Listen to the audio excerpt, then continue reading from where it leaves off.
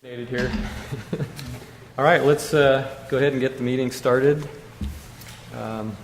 Director Kellogg's going to lead us in the invocation, and we'll have the Pledge of Allegiance.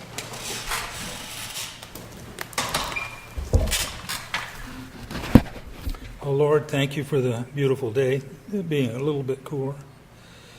Thank you that we're able to all to attend tonight and tend to business.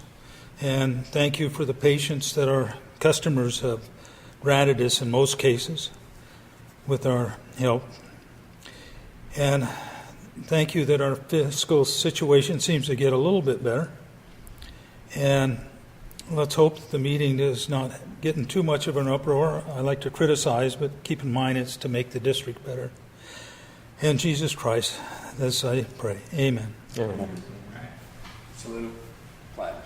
I pledge allegiance to the flag of the United States of America and to the republic for which it stands, one nation, under God, indivisible, with liberty and justice for all. Thank you, Bill. Okay. I guess we can have a roll call now, Georgianne? Director Dan Hanson. Present. Director Shelby Lawson. Here. President Mark Soler. Here. Vice President Bob Monroe. Here. Director Bill Kellogg. Here.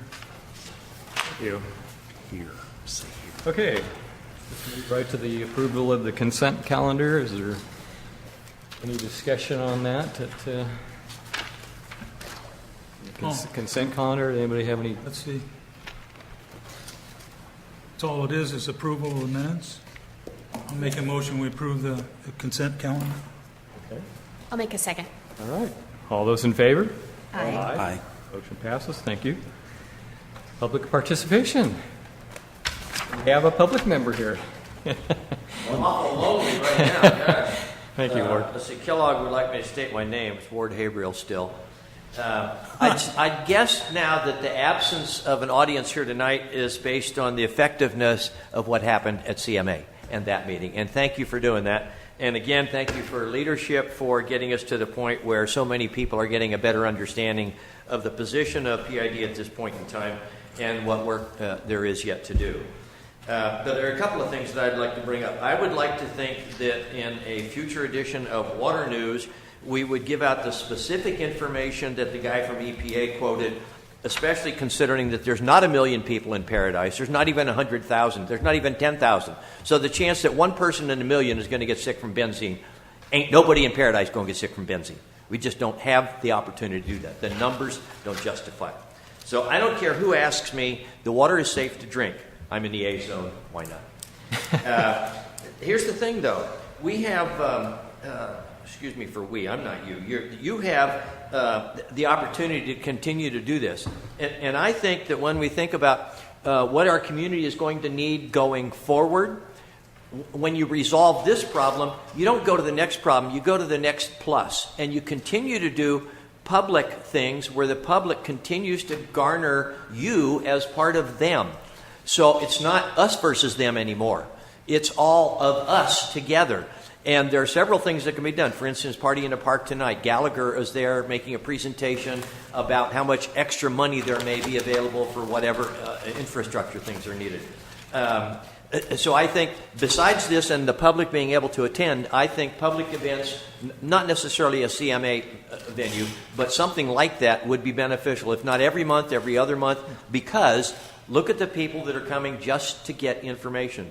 Same thing is true at Town Hall. For council meetings, same thing as with the Planning Commission. There are more people just plain showing up for information now than ever before.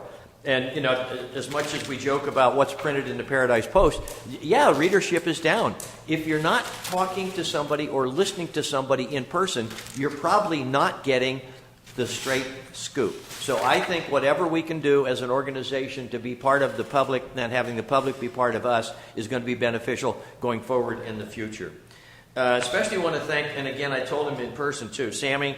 I know about engineers. I've worked with a lot of engineers. He's the kind of an engineer that knows all the engineering stuff, and yet he can talk to people. That is just a huge plus. I mean, I've heard him here a half a dozen times. He's done that kind of stuff. there's a few people that don't get it, but for most of us, being able to talk to people, that is a huge plus. And at the fairgrounds, Jim Ladrini's presentation, both Saturday and Sunday, brief presentation, answered everybody's question with as much patience and accuracy as possible. Really, really good on behalf of PID. I really appreciate that. Several years ago, we did a workshop here for landscapers in this room to help them help us with water conservation. Well, now we got a ton of water.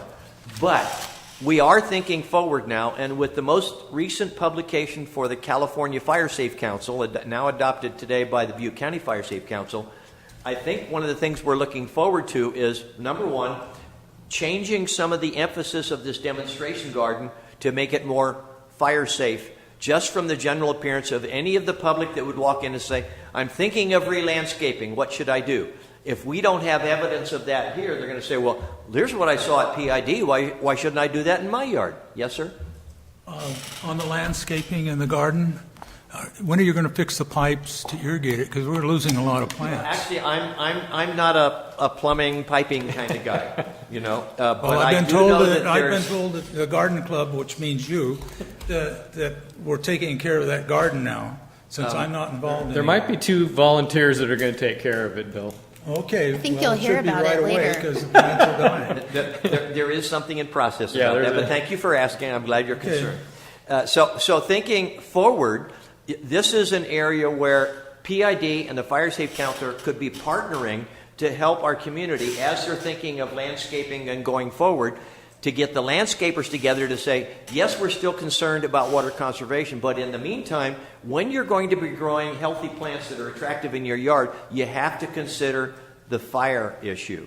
Fire safety is going to be key when we go forward. And most of the people that have attended Fire Safe Council meetings or are asking the Fire Safe Council for leadership are pretty much getting it is about the defensible space. But even more so, there's a lot to be said about the kinds of things that you plant and how many of them. Yes, Bill? Is there money left in the budget for the garden? We had donations and everything. I don't know if there's any. The money. Buy a Bloom, I inquired about that the other day and discovered that the balance is now 0. Okay, so we need to look for contributions for the piping and Well, stuff? that might be necessary, yes, but I do have some contributions coming from the Garden Club for replanting the vines on the fence. And if you've noticed, the very last 2 are still surviving with no water. So we know that is a Well, others good, got hearty burnt, too. demonstration plant back there, all the way back there. Star Jasmine? Well, I was just thinking, you got a nice suggestion about fire-safe plants, but unless you have money to fix it and so forth, it's not going anywhere. It's Well- going backwards. We'll have to see. Okay. We haven't given up, but All right. we are looking forward to seeing that when people are considering landscaping, what we're going to be able to show here. So, Okay. thank you for your time. Thank you, Ward. Okay. We'll go right to the PID staff report, facility report. Okay, you have my written report, and I'm going to walk through each one of the items. The spillway investigation, obviously you saw the presentation that was delivered to DSOD last board meeting through the printout. That was presented to DSOD through a webinar or like a web conference. And Yeah, what's the initial Division of Safety of Dams for the state. So we presented the presentation, and then we walked through what alternative they had it beforehand, but they walked through what they felt was the best cost alternative that they wanted to recommend to us, and it was a gabion wall, which is all brand new to me, but it's in layman's terms, it's like where you see sometimes they make fences out of them, but it's like a metal grate that you put rocks in it, and then use that to build a wall. That was their recommendation. To put that in before the flood season or before winter could be very difficult for us based on manpower and money. So they actually were open to just doing some downstream clearing and higher monitoring than maybe they were required in the past. So that might be something where we could put up like a camera or something so that we could watch the spillway, watch the creek to make sure that there was no diversions in there, so that we could act quickly on some type of disaster that might come about. And they might be able to get us through that through this winter time, which would be great. So they do seem to be working with us on trying to get a least cost alternative. Did they say anything about the, I want to say gate, but it's the opening we open up during the flood stage? It comes through, and it's last year it ran full a couple of times. They did not say anything about the pipe at the bottom of It's not the pipe at the bottom, it's actually a thing that's open. the spillway. Not the spillway, it's on the middle of the dam. No, they did not say anything about That's that. good, we can keep them in the dark, I guess. Well, we might have just turned the light on. Yeah. No, there was nothing about that. It was directly towards the spillway. The spillway has been the issue since Oroville, and so they really have not really looked at the dam specifically, but we want them to look at the dam as a whole so that we're not spending money on a spillway that is a Band-Aid to a dam that's not worth anything. So, and we exposed that to them. They understood, and I have to say DSOD has been really good to work with. It's still rated as one of the most unsafe dams in the state. Right? It's rated poor. Yeah, very Correct. poor. Yeah, and it's under an advisory, so we have to lower the level of the water. Yeah, keep it down. Kevin, there's 14 no feet or more. grant money or anything available for that, or something? We've looked we at can grant apply money. for? We've looked at grant money. There doesn't seem to be anything specific towards that, but we are working to look to see if there is grant money for the spillway. But again, we would rather grant fund a new dam than grant fund a spillway. Well, that's true. Yeah. That's true. So we're looking. The U.S. government just put out monies specifically for dams, and California did get a share of that. The application process was really fast, and I don't think we would have been able to get anything done this year anyway, just based on how busy we are with the recovery of the system. But what we're doing is we're prepping for next year. So they're thinking there's going to be, if this grant process is successful, they're thinking that there's going to be round 2 of it next year, that they'll allocate even more money. So we're going to be ready for that so that we can put our application in. The state is really backing us. So we actually become a sub applicant, and the state is the applicant, but the state has said that they'll work with us to apply for that for our dam. So there is grant funds out there, and we are working towards them. Okay. Thank you. The recovery and operational update, I'll walk through Sammy's presentation in a minute, but we have been out working extremely hard, not only on sampling and clearing, but also the interim water.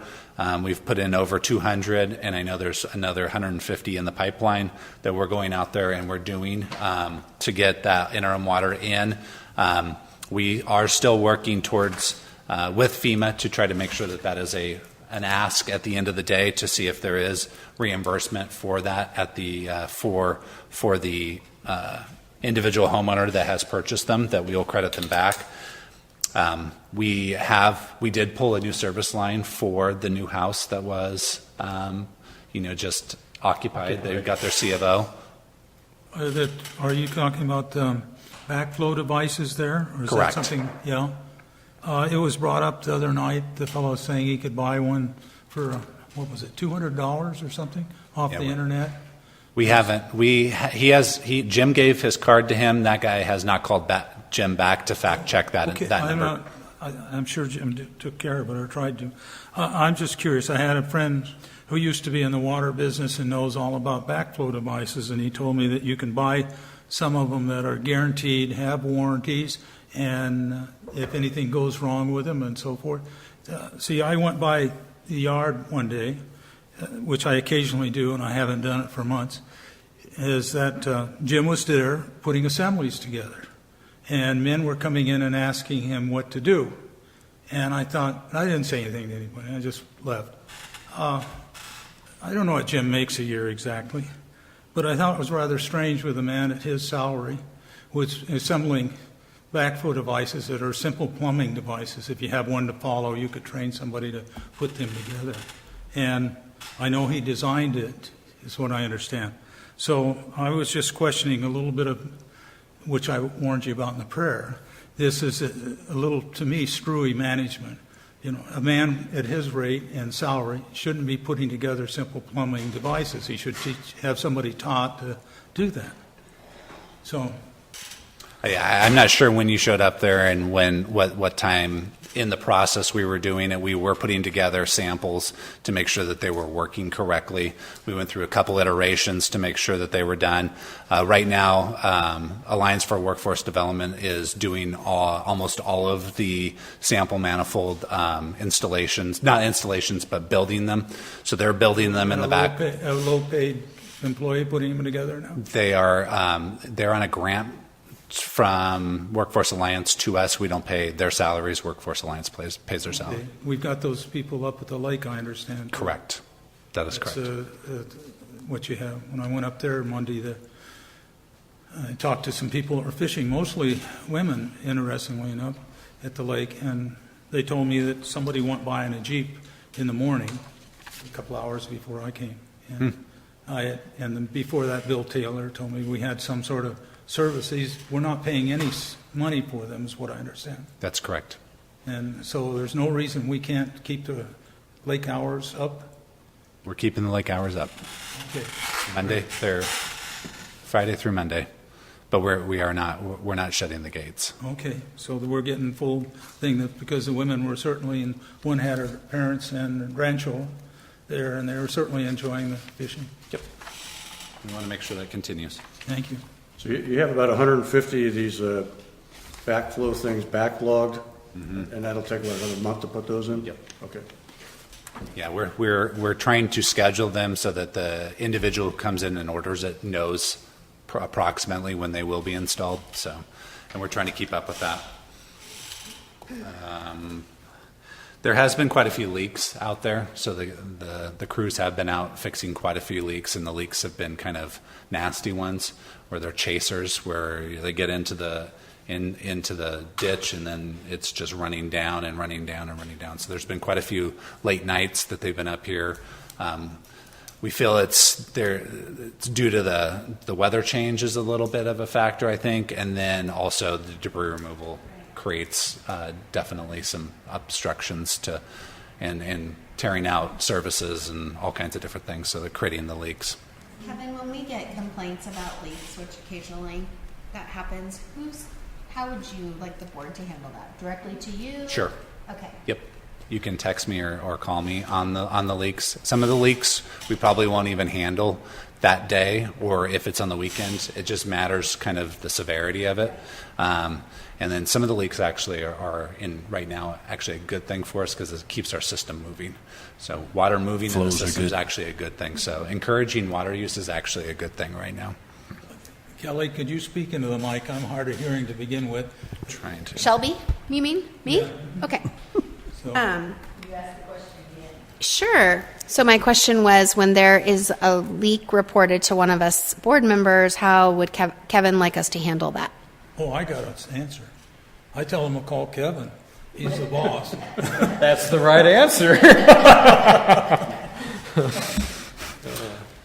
So we are constantly using mutual aid to perform our duties. So right now we have 5 individuals from Rancho California Water District from Temecula that are here. They've been here for 2 weeks. They'll be transitioning out. One's transitioning out tomorrow. The other 4 will transition out Saturday. And on Sunday, a new set of 5 is coming in. And again, they'll be here for another 2 weeks. After that, Cobb Irrigation District, I believe, they're out of Clear Lake, sending 5 individuals. And then for 2 weeks, and then they'll be supplemented with a individual from San Joaquin Irrigation District, and then after that, Helix and Padre Dam are sending 6 individuals. So right now, that's where our schedule is, and we're going to continue to fill that schedule and use them for our help. Cool. I'm very well prepared tonight. New hydrants. When I went by yesterday, walked around the yard, didn't talk to anybody, but the same amount of new hydrants were stacked there that there was before the last meeting. And I pointed out that we've got all sorts of hydrants that need to be replaced. They're pretty obvious in many cases. So it's referred to in here that they're doing that, but I haven't when I didn't see any of those new hydrants gone, my question is, did we get any more hydrants in? We actually have hydrants on order right now that are coming in. There's 3 in the yard that haven't gone anywhere. Okay. Well, we have replaced hydrants. We are working with the town to identify the damaged hydrants. That is the town's facilities. So again, we don't want to step in front of them if they have a FEMA claim on those, to make sure that they can identify the damage of that hydrant, then replace it. So that we're working hand in hand with them to make sure that whatever hydrant is identified as damaged, we'll go out and replace it. They're going to do a lot of the flow testing themselves out in the streets and going out. And then if the hydrant is not, if there's no water on that street currently, they're going to bag the hydrants for us so that they know where the hydrants have water and where the hydrants don't. Yeah, one of them up on Skyway is just burnt out. You can just driving by, you see the thing's totally gone. Yeah, there's quite a few that have damage for sure.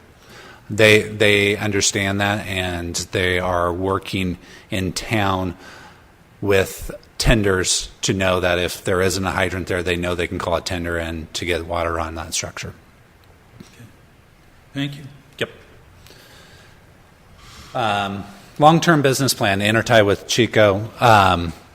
Director Solik asked for the copy of our ask, and I thought it was a one-page. It's a 3-page document that describes our 4-year project, which we're calling it because we are asking for 3-year backfill. That has moved forward. We've had 2 meetings, one just with us, Cal Water, and the county, and then another with a group of legislators. The county, DWR was there, and Congressman LaMalfa was there, Assemblyman Gallagher was there, and the thought process going forward is actually to work within the county to make this happen. So the county actually is looking at it from a groundwater sustainability project, which they have funds available to them through a grant to do feasibility studies on a project that would help the Groundwater Sustainability Act. They have dedicated $25,000 to a feasibility study for us to look at this project of this intertie with Chico. So that's where it is in the pipe right now. They are using the same engineering firm that looked at it originally, which was West Yost, and they've hired West Yost to basically re-up their feasibility look at trying to send water down to Chico for an intertie. I understand that the groundwater thing is with special districts or divisions all through the valley, but we're not involved. We're not eligible, what I've been told, or because they're testing wells and everything else on supplies, and Paradise is exempt from it. We are. How are we getting money from a thing we're not supposed to be involved in? Because we are trying to help the Vina Subbasin with their overdrafting by sending treated water to Chico, who Chico is in the Vina Subbasin, to allow them to rest their wells or not draw that amount of water out of the subbasin. How are we going to get water to Chico? We're going to run a pipe from the top of Paradise down Skyway and intertie with Chico. How are we going to get the water from DeSalvo? That's PG&E. We're not going to get the water from DeSalvo. We're going to get the water from Paradise Lake. Okay, and now a few years ago, we had an estimate on that pipe of over $20 million. Okay. So how are we going to, you can have a feasibility study, which we had a few years ago, and it came back at $20 million trying to go parallel to Skyway down. So you're going to do it a different way, I guess. Yeah, right now we're looking at the most cost-effective way. We are looking at the grant process to get grant funding for this project because it has such great benefit to the region. And we've talked to the USDA about this, and they're very interested in looking at funding that. The other thing, too, is that the project creates revenue. So there's a revenue opportunity there that you would be able to sustain a loan or some type of borrowing on that to be able to. Enough return on investment to actually work? Absolutely. Because before it didn't. If it didn't have return on investment, we wouldn't do it. Okay. But that's how you negotiate the price to include the cost of the infrastructure for that. Right now, The only way for them to get surface water into the Vina subbasin would be to run a pipe from Oroville to Chico. That's the only way. Or from the Sacramento River to Chico. Both of those are long stretches that create a lot of pumping. Yeah. The other thing, too, is they would require, to get it into a drinkable situation, a required treatment plant. We have both of those. We have surface water and we have a treatment plant. Those both are stranded assets that we could leverage at this point. If we got to the point where, and we're not selling off Paradise's water, we're letting people borrow it for a specific period of time. And when Paradise needs that water back, we have a plan to getting Table A water, which the county has 25,000 acre feet of Table A water that goes into Oroville, to find a way to get that through into our watershed and be able to pump that also down there. It sounds like That's the long-term I'll solution. put it the plainest way I can, a harebrained project, but if somebody else is putting up the money for you studying it, I guess that's all right. It's a great harebrained project.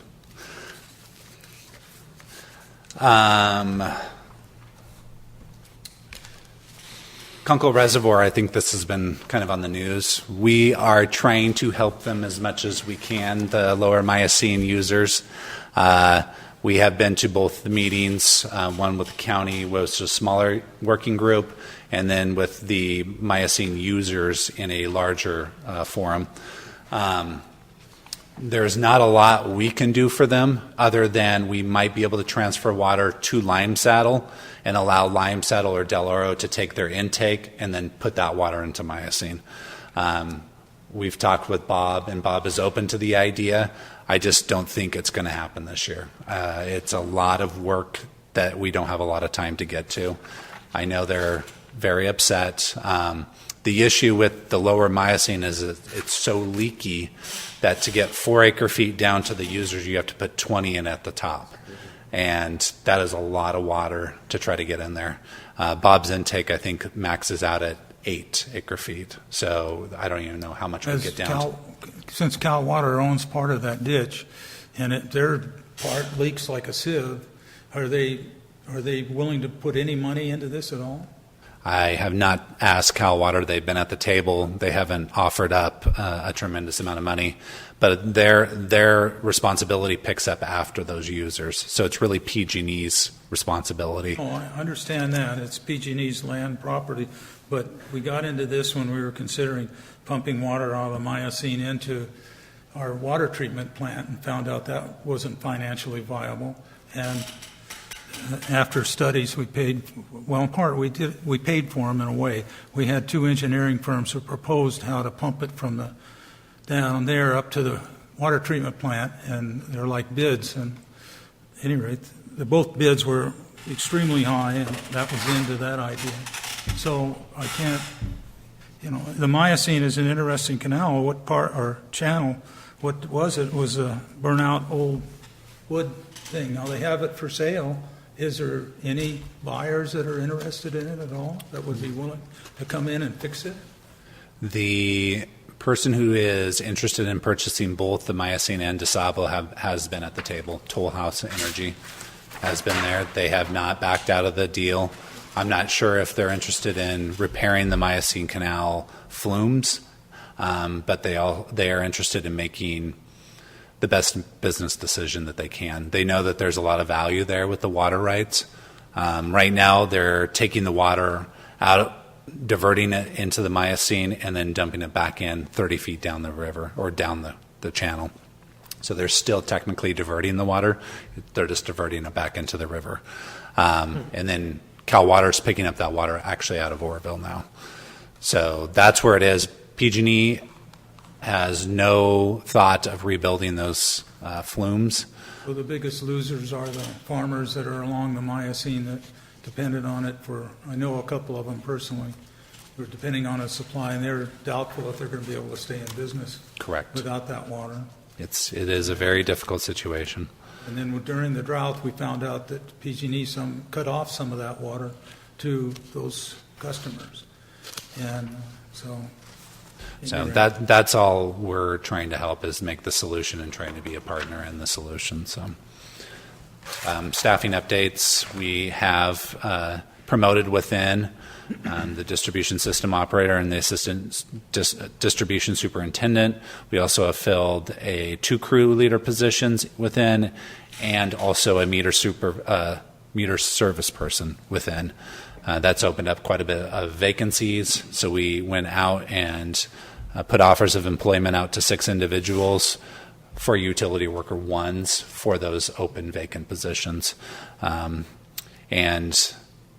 the really nice news is 2 of them are Alliance for Workforce Development individuals. So they've really worked out well and kind of now have a career going forward. So, yeah. And it says here you've got 6 from the, is that right? 6 employees from Butte County Alliance for Workforce? Yep. They're the people that we don't have to pay for? Correct. And We're looking for more. And how does the liability and insurance and all that for those people, is it all covered by them? Yep. So we just get basically people that are willing to work, and if they aren't willing, can we let them go and turn them Yep. back? Yep. We have full control. They're all screened. Everybody is screened. They have all of the vetting is done through Alliance for Workforce Development. So it doesn't take time away from Kevin and staff here, and there's no cost to PID. Great. Yeah, and they're all Found it and using it. Thank you, Kelly. and they're trained by them. They are given all of their own safety equipment through them. And so the ones that are going to be working up the lake are trained on chainsaws and chippers. How about the boat? Do they know how to operate the boat? They're not allowed to drive our vehicles. Oh, so we don't have that safety feature available for our people that are on the lake anymore? Not right now. We should correct If they that. need to get into the boat, they'll probably call the treatment plant and have someone come from the treatment plant up. Yeah, because there's been some rescues over the years with that boat. That's why it's there. It's the only gas-fired boat approved on the lake, and it needs a speed, and it's a light aluminum boat. But it has been involved in some rescues in years past. So the next item is the legislative budget request. I've been in contact with Assemblyman Gallagher's office to see if I can get information on that. There's been back and forth with the finance division of the governor's office, and we really haven't come together to get an understanding of when that's coming to us. So I will continue to be the squeaky wheel. And I know that they were really involved in the legislation that was going forward for the utility, for the PG&E utility thing. So hopefully that's kind of gone through, and so I will continue to give them a call and see when that's coming through. Is that the $7 million? 7.2, yeah. And then FEMA Cal OES.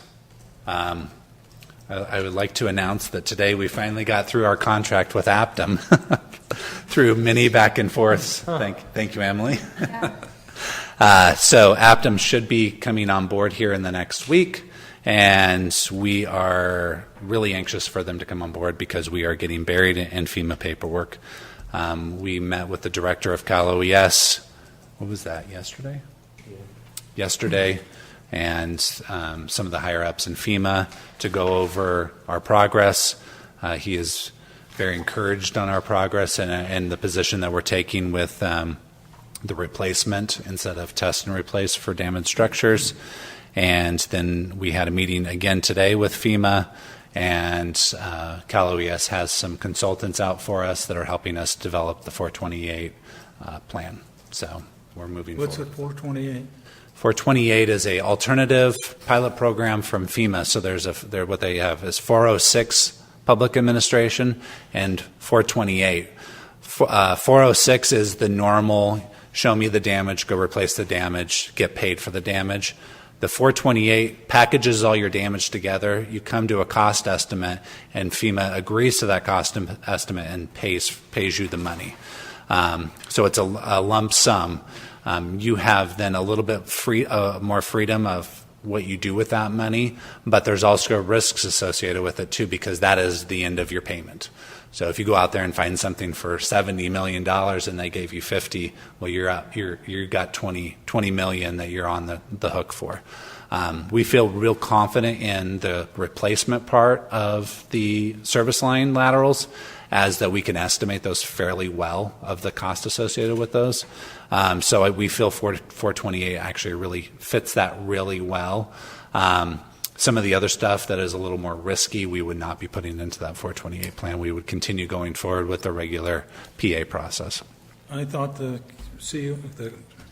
Cal COS OES fellow he was entertaining, but he was also giving us a great deal of good information the other night. I thought he was the best speaker and did the best job at the CMA church. Yeah, that was The drinking water. DDW. Yeah, Division of Drinking Water.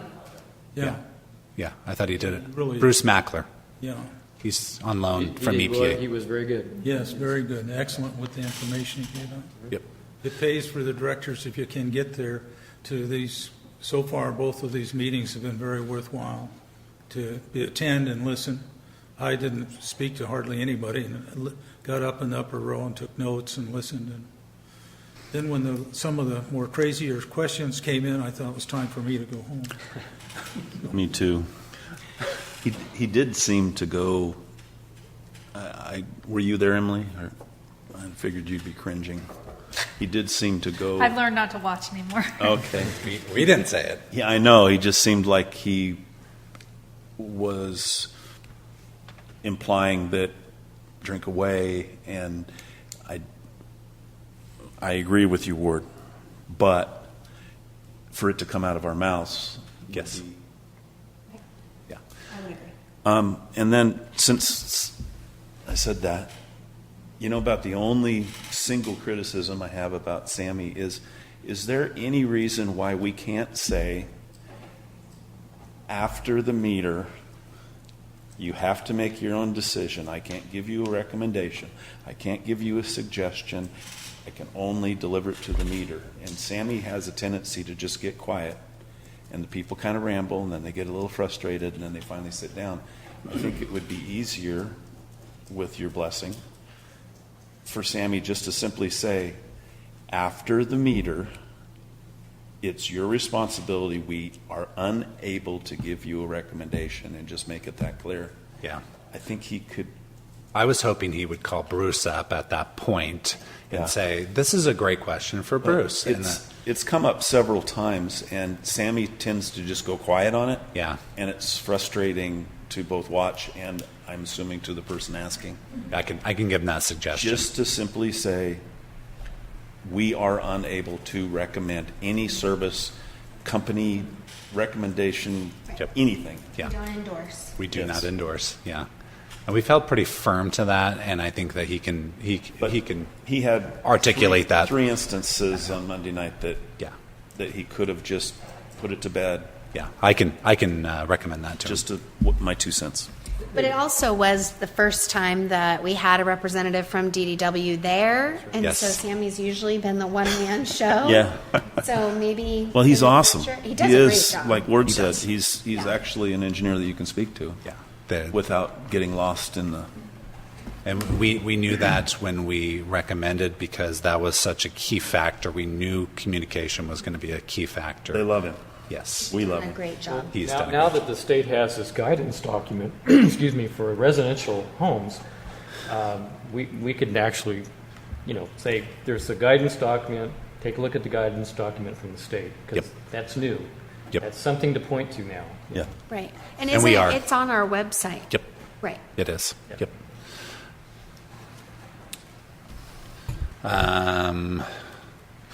There's one last thing too, is that we are, now that Greg is gone out of the house, we are working to see if that house could be available, or what the options are for that house. So we're running through legal, we're running through our insurance to see what the insurance implications would be if we were to open that house up for a rental.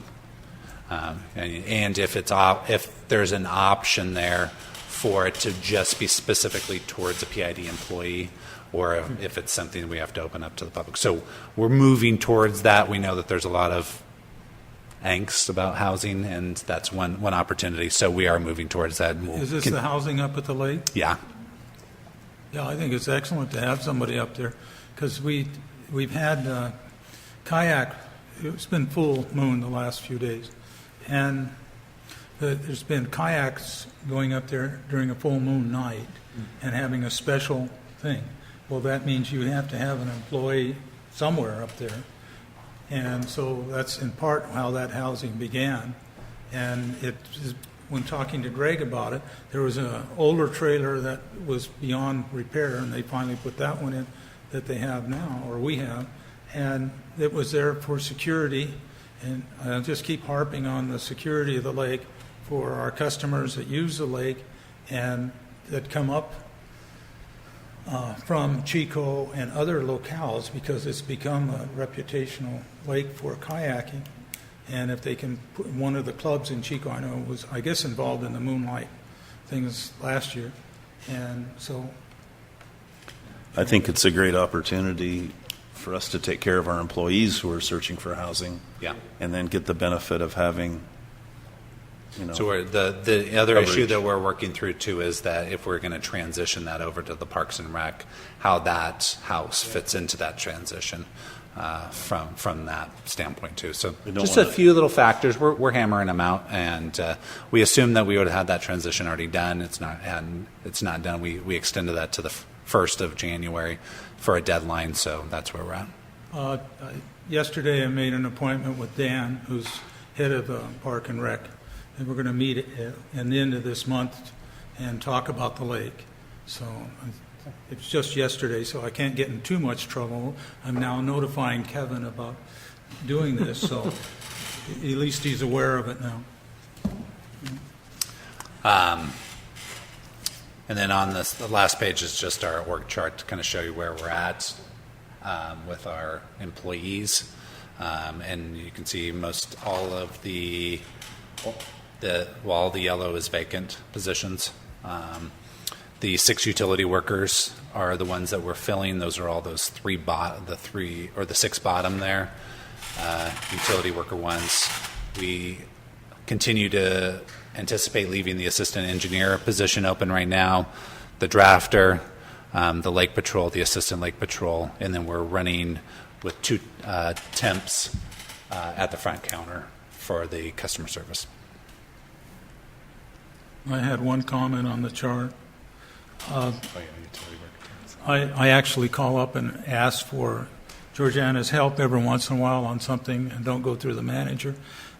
So I felt for some time that it was all right for a board member to request some help from Georgiana, Okay.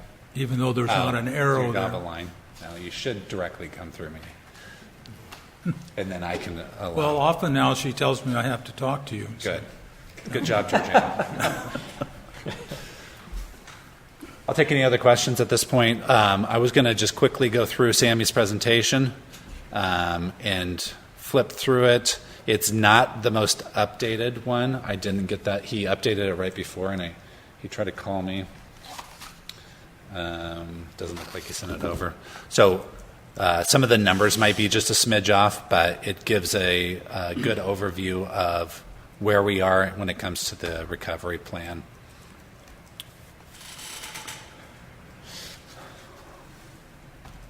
Oh, shoot, I can't see that on my side. Do I just hit OK? What's it say? security I alert. can't read it. There's external pictures have been blocked. When I'm looking at the screen. It's That's funny because right. it did not come up on my side. There you go. So this kind of gives you an idea of where last we were when he presented 2 months ago from the community meeting, and where a lot of the samples were taken, 724 samples, and the majority of them were on burnt structures at that time. Based on that, we are still getting a understanding of the development of the contamination. The fellow I thought gave such a good talk. He put up on the screen EPA's standards for taking samples, and that he even suggested that people could take samples for their own properties if they follow those protocols that EPA has. And I wondered, I brought this up before, but after hearing that, and it was something new for me, is that I thought, why couldn't we put out a protocol, their protocol, and say, here it is, or have a training for volunteers in the community, because what the samples are is manpower. And we have 94 ones approved now for water out of, I don't know how many thousands we have to do. If we could get help from the community, we have that in the police department up here, or we've had it in the past, where they're trained and so forth, where they could get trained as a crew or 2 or 3 or whatever, and to take samples or help take samples. Maybe the most simple things to help the labor stress on the sample taking, because that was the one thing that seemed to come up over and over again, was doing the samples right and having the labor in it, and how the samples weren't right because of one error, and went back and have resampled those now, or are resampling. But we have a tremendous job getting those samples in, and that's the only way we're really going to free up the system and get customers hooked up, and the potable water situation, because they were telling us that 70% of it will probably be okay. It's the 30% where we're going to have problems with. So I don't think 94 is we're starting off at like a horse race, and we're very far in the back of the race. We need to put a lot of emphasis on this, and I don't know any reason, because people in the community came forth and said they knew how to sample at both of these meetings, had laboratory training and so forth. So if you screened them and found out who, and set up a volunteer thing, I don't know where you'd find the manpower for it, I realize, but it would, I think, help the situation considerably. Yeah, the situation is that there's kind of an ebb and flow here. We did ramp up, and we had a lot of sample individuals coming out, and there's a bottleneck within the system. So you have people that are trying to set up the sample sites. There have ones that are trying to have chain of custody of the information.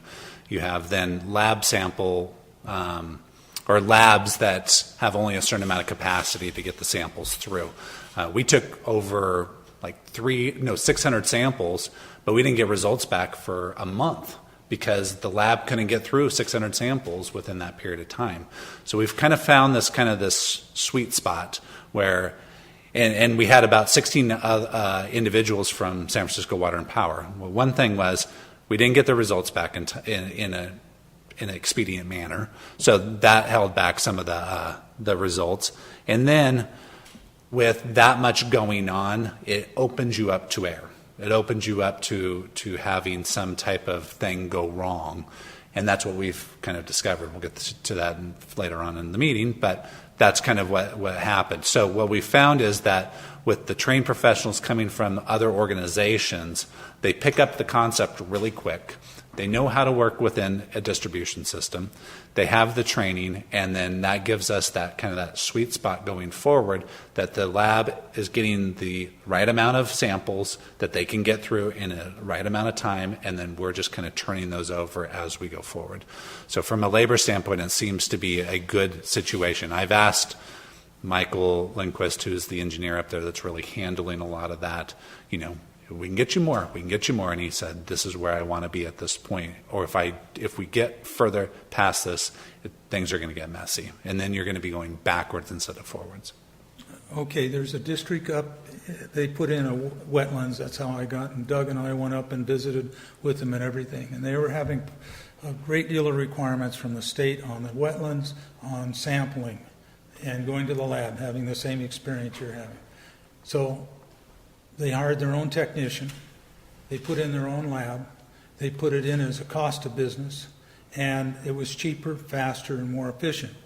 We've got plenty of office space and rooms in our structure because of so many employees being gone.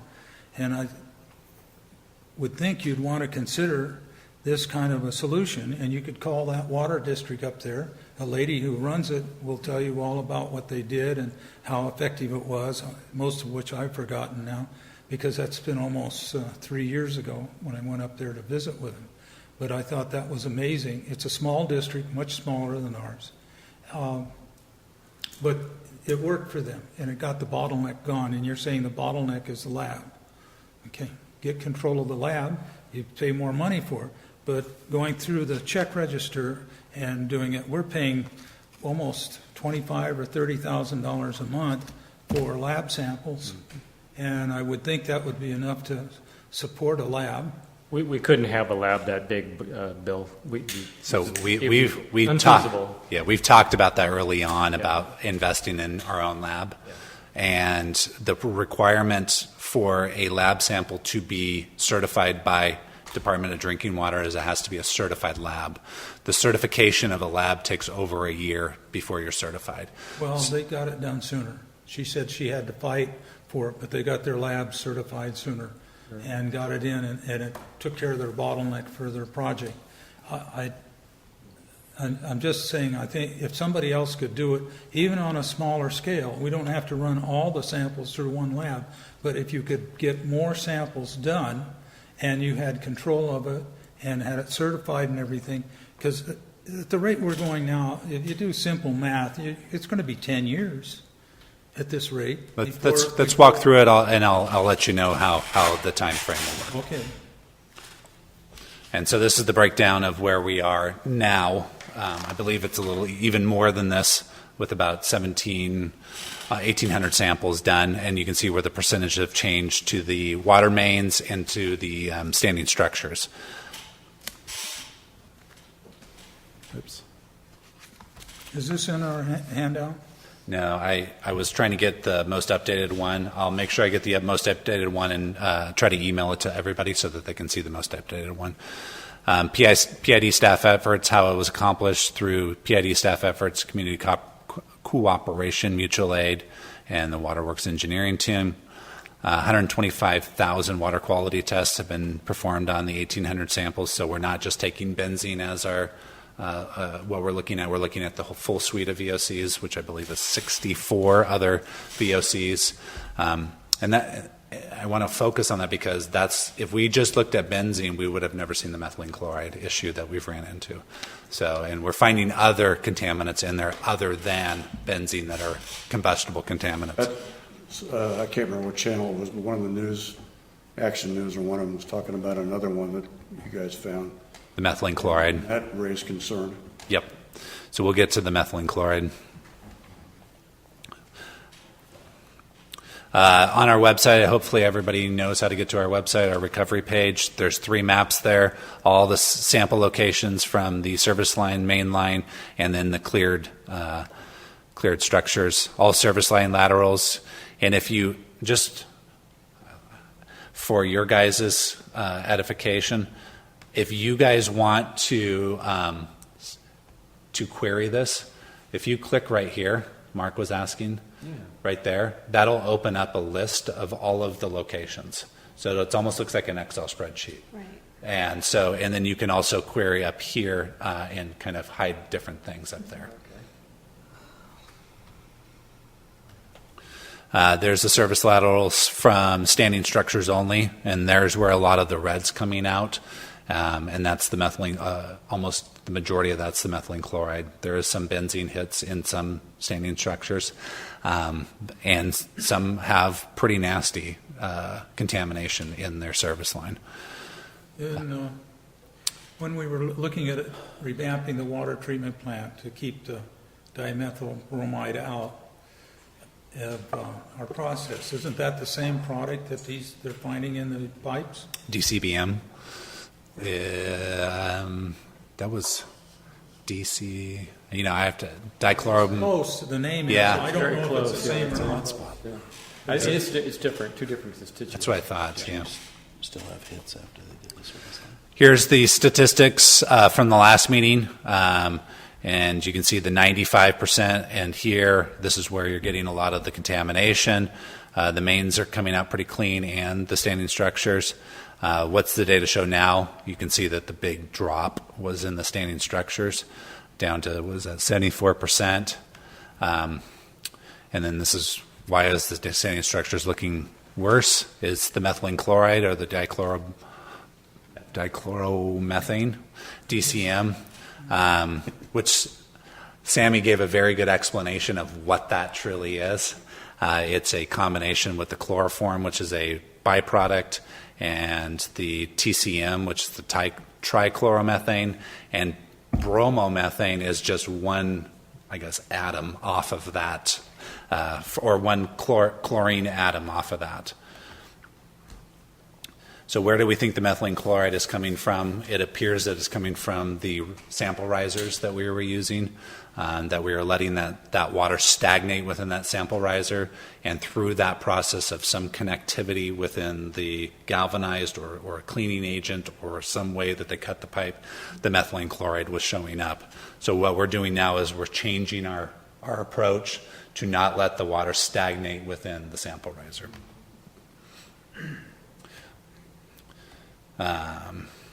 Testing, we're changing our testing protocol. We are going to go back and test every standing structure that had a violation over the MCL for methylene chloride. So we're not going to just say, oh, this was a scientific error or a sampling error, so we're going to throw those people away. No, we're going to go back and test them to confirm that that is truly not in their system. There was 59 services that had methylene chloride over the MCL. Conditions for lifting the water advisory on standing structures. We basically sampled the main out in front. We sampled the service lateral at the house. If both of those come back clear, then we get a recommendation for lifting it. It then goes to a panel within PID and the Waterworks Engineering to vote yes or no if they feel like that service has no opportunity for additional contamination. If there's no backflow requirements, if they're not serviced by another burnt structures lateral that's coming across, and also looking at any of the hits that might be on there that give them a little bit of concern. Water main sampling, you can see that we've done a lot of water main sampling in the last month. Quite a bit of the lines are blue, and that means that the advisory has been lifted off of those water mains. Me again. I live on Neal Road, and Neal Road doesn't have any blue on it. We're working down Neal Road right now, actually. Okay. Yeah, we're trying to connect Neal Road with Wayland. This graph is not correct because he didn't update. This is not the updated one. So there's 94 structures, and there's not 100. So that was our placeholder. We were hoping for 100. We missed it.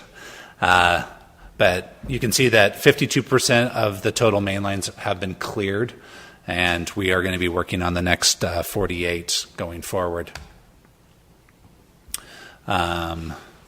Each letter is one address. So it does advise. The one thing, it advises the customer side. Plumbing is the customer's responsibility. That is in the letter. And to use advises vigilance. There's the guidance.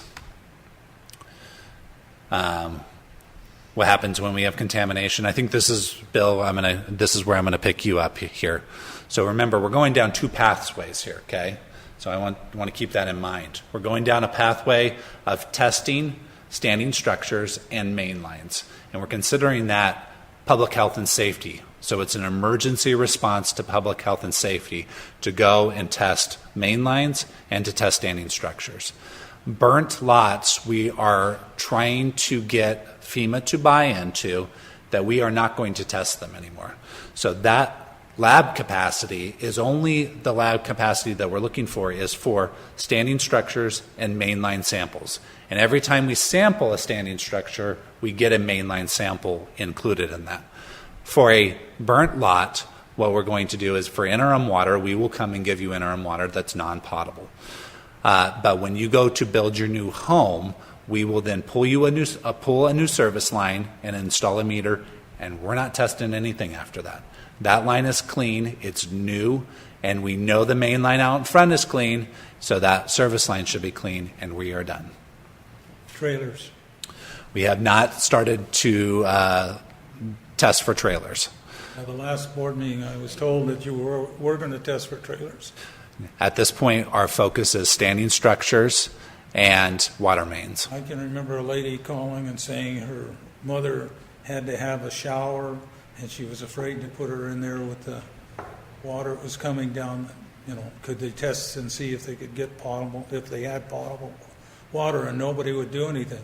And I can remember another guy calling me and telling me, oh, yeah, I used to work with Jim and everything. I said, well, he's up the yard, calling him. And then he called me back and said, well, they won't do anything. I'll put a trailer on there and they won't give me any service at all. So our thought is if a trailer requires potable service, we would go pull a new service line. You will do that now? I need that. That's what our recommendation would be. Right now, that's not our main focus. Our main focus is standing structures and new construction, so new homes like the one that was just built on Forest. In other words, you're going to live with the bottleneck by going with those, and you still can't keep up with those. Is that about it? I'm not sure if that is true. I think that we're moving in the most efficient, effective manner that we can. Well, I live in a camp trailer, and I go up once a week and get water at the Nazarene Church and use some old barrels and stuff. I've told this story before, but that's how I get potable water. And I turned on the meter. I still have a meter, and the dial still turns, but I've been told it's broken. At any rate, I use water for irrigating ornamentals and everything else. And when I went up to the lake Monday, it was almost spilling. We have so much water, it isn't funny. And so I'm just going, oh, geez, we got to be able to sell some of this to somebody. And I see all these tanker trucks running around town getting unpotable water and out of wherever they go to get it. And I was told we're going to have some service up here, and I didn't see anything done about that. It's. I know. I keep saying this. I talked to Jim today. It's close. Okay, I told you, I prepared myself tonight, so you're getting everything. That's fine. I can. So I guess I understand we have the need for focusing on the standing structures, but we have a county and a town ordinance that allow people to camp on their property until December of 2020. Mm-hmm. And if they have the ability to bring water into their trailer without having to set up a water tank or do what Director Kellogg is doing, I would love to see us be able to figure out a way to Sure. make that happen. I feel like we're not in alignment with what the town has agreed to. Yeah. And there's such delay. It's going to take so much longer for the 150 plus permits that have been pulled for people to rebuild. Let me get back to you on that, and I will run that by the team to see if there's a option. And a lot of brains working together probably will come up with some type of solution. Yeah, I guess my one question though would be, and I don't know, in a person who's in your situation or like many other people who are camping on their property, is in most lots, there's may or may not be an actual spigot to connect to, right? No, probably not. Right. That's where the interim water supply would come into effect, that interim water supply does have a spigot to connect to.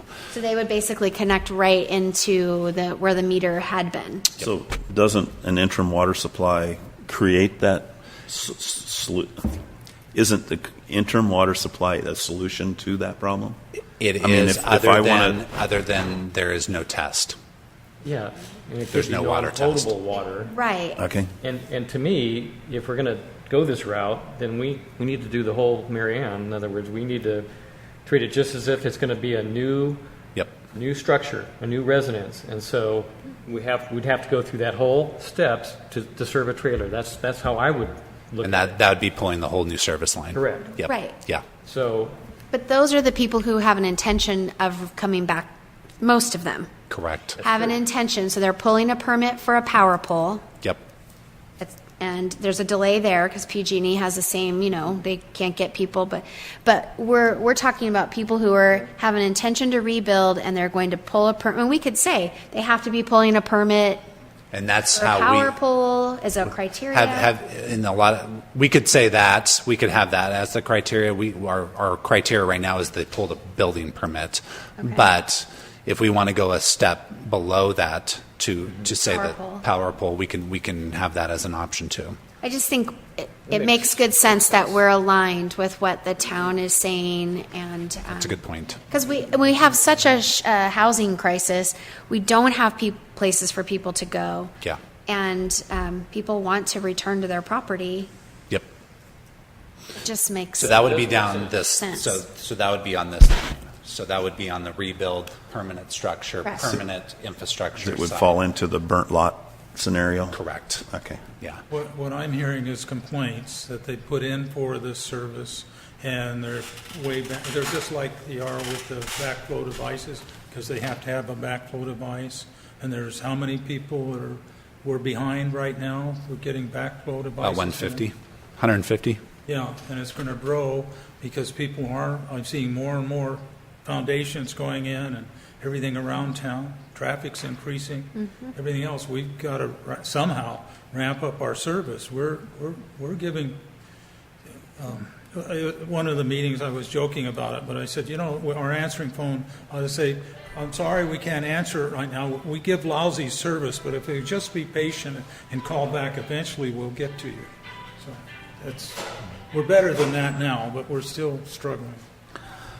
I got to say, on the majority of the calls that I've gotten about the temporary water service is if they get a date or some kind of scenario, and I tell them three days, give or take, plus or minus, and I've even had people call back and say, we got it, you're awesome, it's great, thanks for the information or the feedback.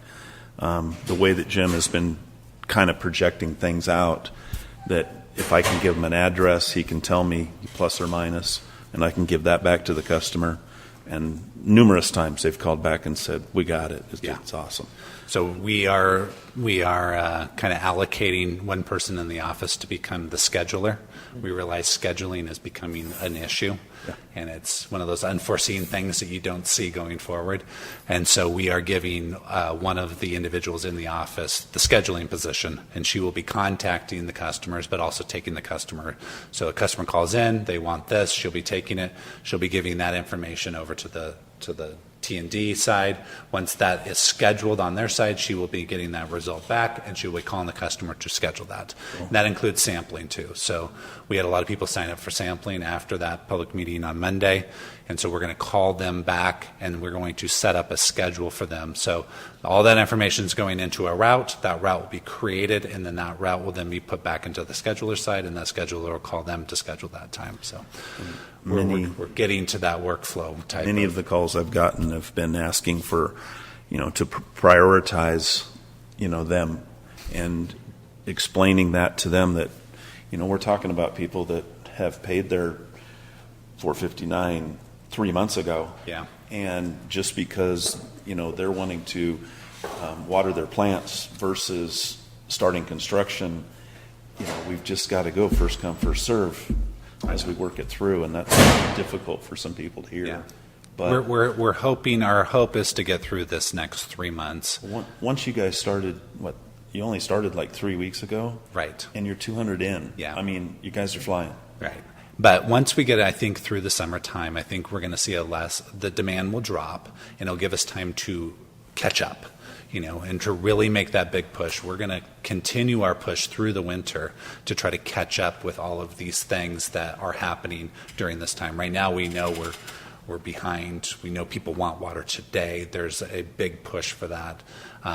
We're just hoping that we satisfy them through that time, and then through the winter time, hopefully will give us that catch up time. Will these new utility workers help us in this? Absolutely. Okay. Yeah. Yep. Okay, and they're coming on board right now, basically. Yep. We just got to get them through the employment process, or the pre-employment screening and drug testing and all that good stuff. But two of them are already here, so. And the other thing we talked about at the community relations meeting was the need for winterizing That's right. these backflow. So we're going to discuss that also internally about because we are hoping to be the owners of the backflows and to go out and test them, and to be they're going to be our part of our infrastructure. So we should protect our own infrastructure and not put that on the customer to go out there and protect them with winterizing them. So And they just be They'll bagged. be before the meter then? They'll be put in before the meter? these are already being put in, yes. So the Before meters the have. meter. Well, the meter's being taken We out. haven't decided directly on how that is going to go. That'll be a procedural and a policy that will come to you guys to adopt.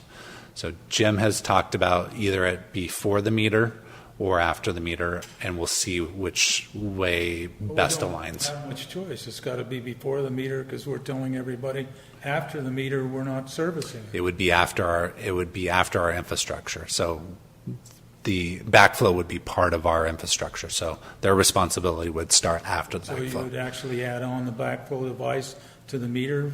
Instead, when they call, you would say after the backflow device, it's your responsibility? It would just change the terminology. Yeah. Yeah, but it's, the word I'm We're thinking about. backstepping on the I- backflow I'm device. thinking about how to create confusion. Right. Well, yeah. Exactly. Well, and it goes back to my rub about if it's permanently part of the system, then it should be part of the recovery. Therefore, it should be reimbursable by FEMA and not passed to the customer. Yeah, I That think cost. that's right. A gal told me yesterday, day before, when she called and complained. Kevin probably knows her. At any rate, she was rather dramatic. She said she's in Chico, and she says Chico doesn't charge for backflow devices. I said, oh, I didn't know that. We're hoping to get that on part of the recovery. The issue that we're running into is that it was never a part of the original service. So it's not part of the damaged infrastructure. So it's a codes and upgrade standard that we're trying to get pushed into FEMA's pot. But we didn't have benzene that we were I protecting. agree. And because it's going to take a long time, it seems like it would be a legitimate part of the system moving forward, especially related to health and safety Absolutely. of the customer. So I feel that's a pretty good, strong argument. And Well, I've put that argument forward, and behind closed doors, I'll tell you kind of some of the backing that we've gotten from FEMA that wanted me to drive my head through the wall. okay. It could prevent future FEMA claims. How about that? It's That's a right. mitigation factor. Absolutely. It's a mitigation factor. Mitigation. Yep. Yeah. But we don't Maybe want that's where we don't want it through hazard mitigation. We want it through PA. I gotta Understood. ask, But if we please speak into the couldn't, mics, guys. We could. Yes. We could get it through then there's hazard. a hazard mitigation Correct. possibility. Correct. I don't know what you were just talking about because you're not speaking into the mic. And I'm Sorry. We were, oh, God, I just turned everything off. Boom. My foot hit it. Take you in. I was just suggesting that, well, I don't know how much you heard and didn't hear. I'm sorry. All of it. Do you need me to I repeat it didn't all? even know what subject I heard mitigation, and that's it. I don't know what. We were just saying that, I was saying that if the backflow becomes part of the recovery, that there's a health and safety issue that we should be able to argue to continue to get that funding from FEMA if we make it part of the permanent recovery of the system, because we didn't have benzene in our system before the fire. And because the recovery is going to take so long, that we want to ensure the health and safety of the customer receiving the water. We're putting backflow devices in with new customers before the fire. Right. And so if it was determined by FEMA to not be an allowable cost, that perhaps we could pursue the hazard mitigation monies that are available as part of the disaster. The worst thing they can do is say no. Exactly. We're on the same page. Yeah, good. Thank And you. the argument is that it would be required under our old policy. So this is a codes and upgrade standard that was required before the fire Should be. because of the fire sprinkler system. Right. So And that's, seems, we're arguing. We are arguing. I don't doubt you are. Ross I is. know you are. Ross is arguing. I know you are. Just saying that the power box should not be near my foot. I cross my legs under here, so I keep hitting it. So here's our arguments towards FEMA about to not test and replace is to just only replace. We feel it's more cost effective and for public trust and safety. Here's again, Sammy has shown this in his last one. Do we have any new meters on stock? Because I didn't see any when I walked through the yard. No, I don't believe we have any new meters. That's going to have to be a full procurement of new meters. because it is going to be FEMA reimbursed, so you have to go through their FEMA procurement policy to get new meters in. So what we're going to have to do is go out for a full bid on 10,500 meters, even though we're only going to buy them slowly at a trickle pace. But it has to be done. We can't just go out and sole source a meter purchase. Okay, because I was wondering when we get those and we could actually start charging for consumption. The answer is yes, and we're working on getting that accomplished. If a person is deemed potable, they are going back to the active rate. So we're putting them back into the active status. That is part of their letter, or it comes after their letter to inform them. If they don't want to go back to the active status, then we will seal them like we did in the past, and they can stay on the 2198 rate. Okay. Yep. So is that on the website right now? I don't. I'll have to ask Mickey. Okay, because that's important, I think, for people. Yeah, and we're informing them as they get their potables. In their potability letter Yeah. that comes? Okay. That's I'll good ask to Mickey know that. because I wasn't Yeah. aware of that when people are calling. Yeah, they might get. You might get a few calls on that I one. might get a follow-up. So that FEMA money, they give you the total amount up front? And Yeah. they do? Okay. Well, that's what we're asking Even for. though we're not going to spend all that money right away? Correct. Oh, interesting. Yeah, but they don't give it to us. They obligate it to the state, and the state then becomes the holder of it, and then We take draws. Oh, I see. we take It's like an draws. account that you can, But the state's really easy to take draws from, I see. and you can put escalation factors in there based on timing of the replacement. Okay. I see. Thank you. Kevin, one question on the 428. Is there a timeline for those funds to be spent? There So typically is- there's like a 5-year window for FEMA dollars? I believe it's longer than the 5-year, but and we just got an education on this today, is that you're able to take all those funds and fund alternative projects that you would have normally funded, and then basically you're kind of robbing Peter to pay Paul. So let's say the last service line's replaced 20 years later, you'd be paying that out of your own coffer, but you have used the other funds for alternative For projects that you okay, would have that paid makes for sense. anyway. We haven't gotten to B yet, have we? On page 14? I got to 13. No, I'm still on the facility update report.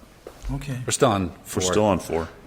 I know, sorry. I just think it's important because this is where all of our work is going. Kevin's trying to be Sammy right now, so. Yeah. No, you're channeling. No, I'm not that. Don't even put me in. It's Thursday, but we're still on 4. Yeah. Time he says we're going to be a small meeting, fast meeting. Retesting of the system. We are going to continue to retest the system. I think that's vigilant on our part. And so what we're looking at is testing every one of kind of the zone break areas so that we can test all the water as it flows through each one of those zones so that we can, if we pick up some type of contamination, monthly for a year, quarterly, 2 years, annually thereafter. And this was the sign up thing, shut down for at least 72 hours. How do I sign up? And then he had questions. Didn't they talk about shortening the time? It was a week? Yeah, they did to 4 days. Yep. So you're only have Less or something less, we're only asking you to be shut off for a 4-day stint. a 4-day instead of a week? Yep. Okay. And then we're going to put people in buckets, and we're going to look at those buckets, and then we're going to put them in routes, and then those routes will then be listed, and then those will go back down to our scheduler. The scheduler will then call them to make sure that that date works for them, and then if that date works for them, then we release the hounds, and they go out there, and they shut it down, they sample, and then that'll be the process going forward. Now, that's with anybody that wants to get water, right? Doesn't have to have a house if you call for the 4 Standing days? structures on that portion because we're replacing service lines for burnt lots. So it has to be on a standing structure only? Correct. For the 4 days? Yep. Okay.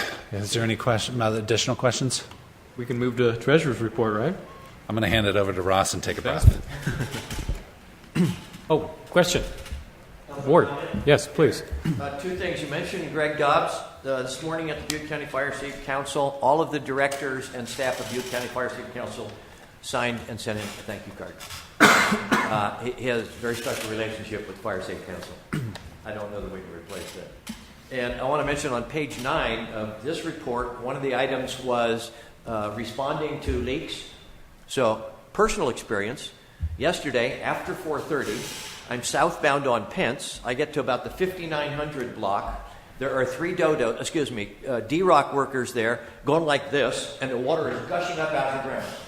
So I get home and I dial the 4971 number, and I have to go through a long list of nothing that has anything to do with anything other than the office is closed until you finally get, oh, if this is about a gushing leak, press 7. Put that first after hours. Yeah, I'll let Mickey know.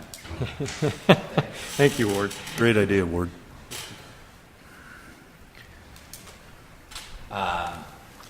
Last thing too, we had that MOU with the Fire Safe Council to do all of our logging on our property up there by the lake. They started Monday. Oh, good. Yeah, I saw them up there. They're starting on the railroad right away. They're above our property a little bit. All right. So jumping into the treasurer's report, cash position at 6:30, 19 was still strong. We're still right above the $4 million mark, which isn't too much lower than where we were at the end of May. We were at $4,100,000 or so. For the debt service, total debt service payments were $609,000, which was pretty far below our annual budgeted debt service of the $963,000. A big part of that was the deferral of the Capital One and BBT principal payments and related interest that we discussed back in May. The new item on this, which we're going to go over on another agenda item here, is we've submitted an application to refinance our loan with iBank. I'll go over the details in that agenda item, but the gist of it is that we will defer interest and principal payments for 5 years. And on the remaining 10 years that we finance the remaining balance of the loan, the interest rate will go from 2.7% to 1%. Since you're already talking about it, that isn't an agreement that's been made yet, is it? No, that's Why is it being brought to us when it's not an agreement that's been made with the the bank? iBank item. It's a resolution to approve the agreement that was sent to us. What was that, Monday? Yeah. And that it will be obviously with legal approval going forward. Well, why don't you bring it to us after you get legal approval? Because we needed the resolution passed before their board meeting, which is next Thursday, so that they could approve it on their side. And the information within the memo states the changes to the agreement. Well, can you report back to us after the agreement is finally made? Definitely. So moving into the operational side, we sent out the final bill of the fiscal year this week. It actually went out, so that'll cover May and June.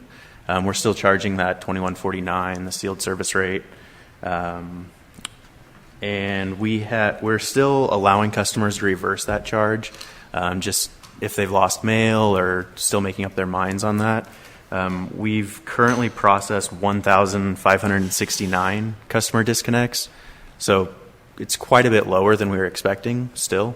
And we're seeing that kind of slow down a little bit, so hopefully not too many more are going through, but that's kind of where we're at currently. Still collecting fees for interim water supply installation. We've had 492 requests come through the office, and we've collected about $265,000 in related fees for that.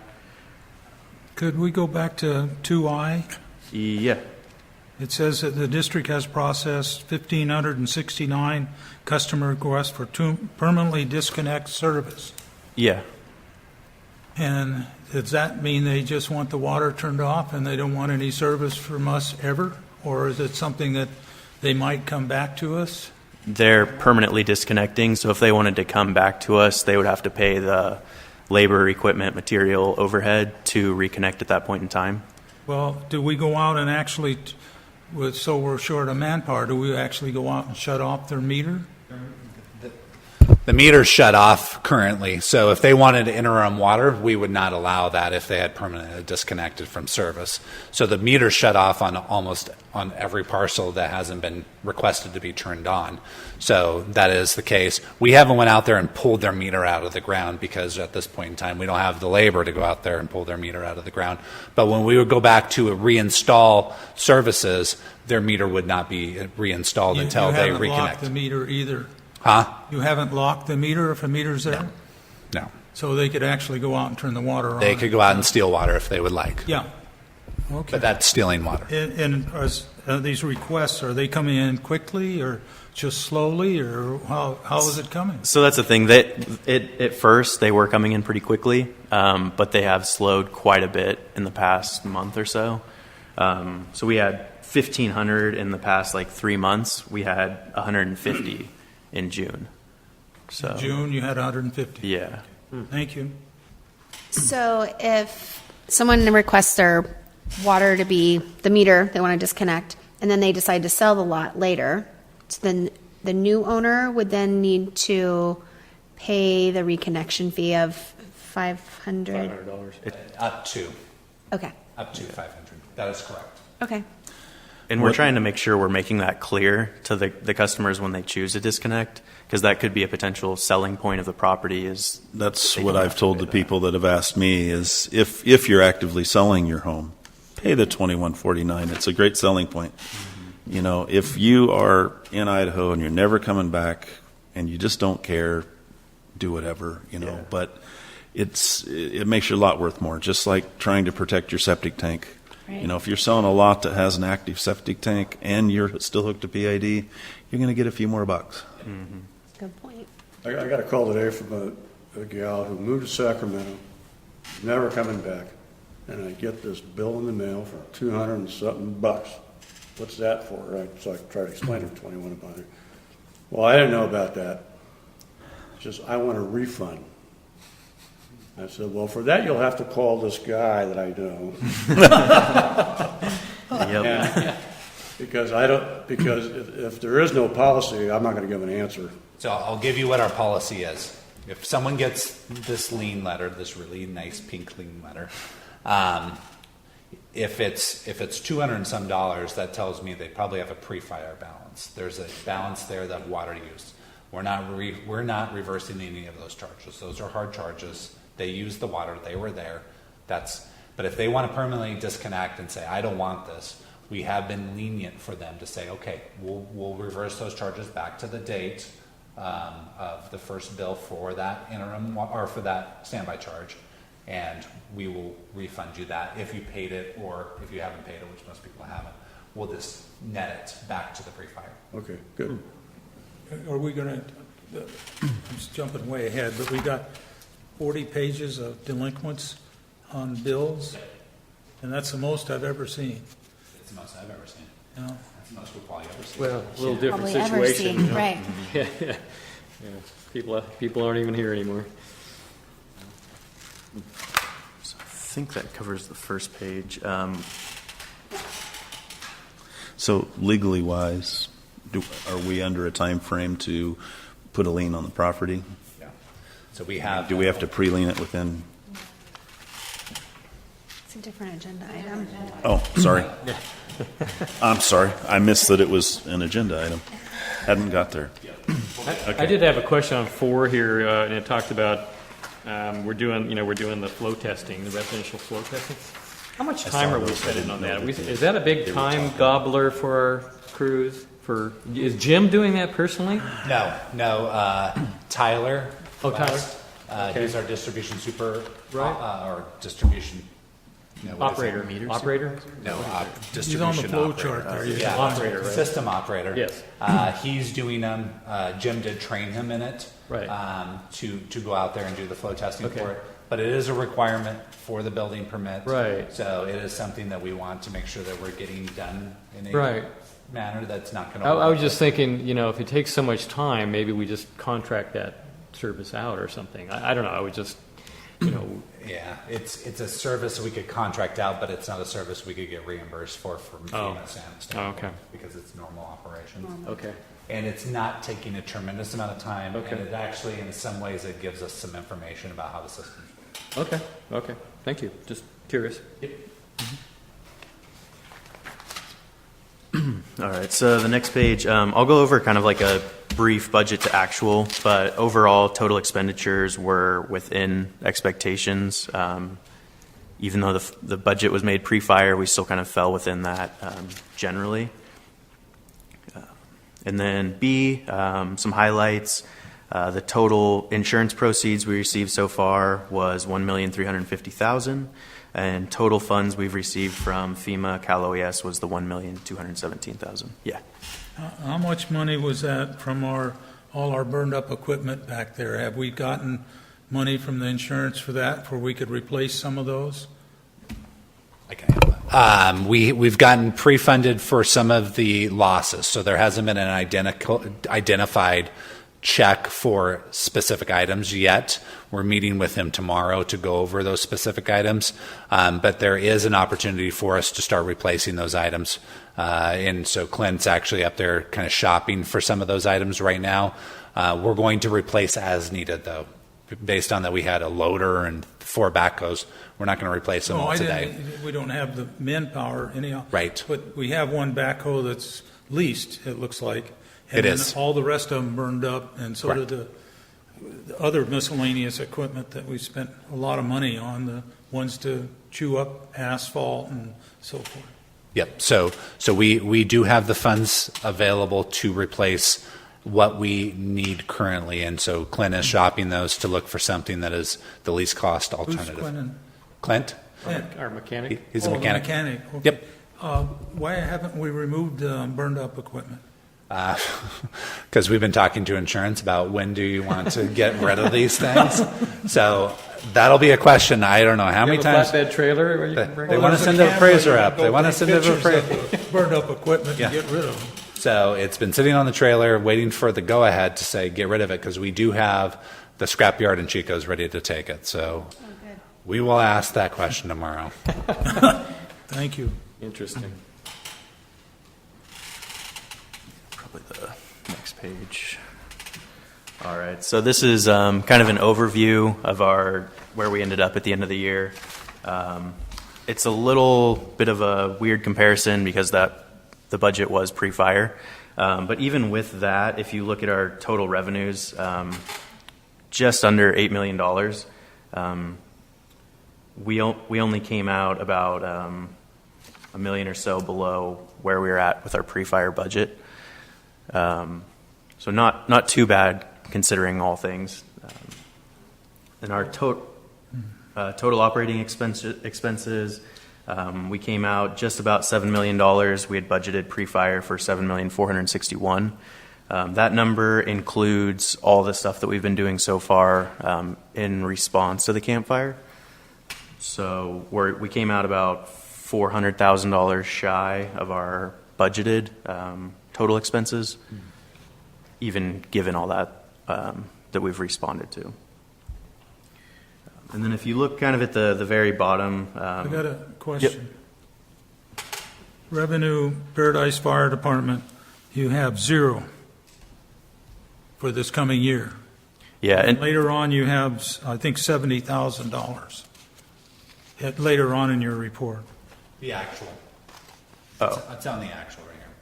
Oh, yeah. So that's the actual. So this, when you look at the 2019-2020 budget column, it's a very rough estimate so far.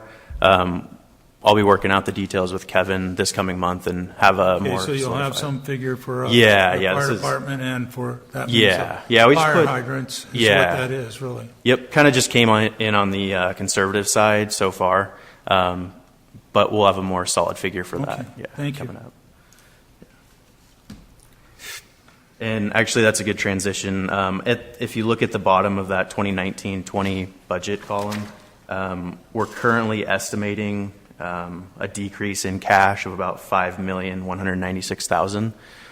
That's not considering any money that we receive from FEMA, Cal OES, any state backfill funding will help kind of offset that, and then also insurance proceeds. That's the worst case scenario.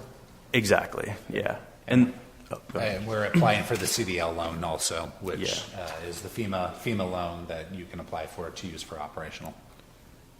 And that covers 50% of your operating budget, so that should be about somewhere around 2.7 million if everything goes smoothly with that process.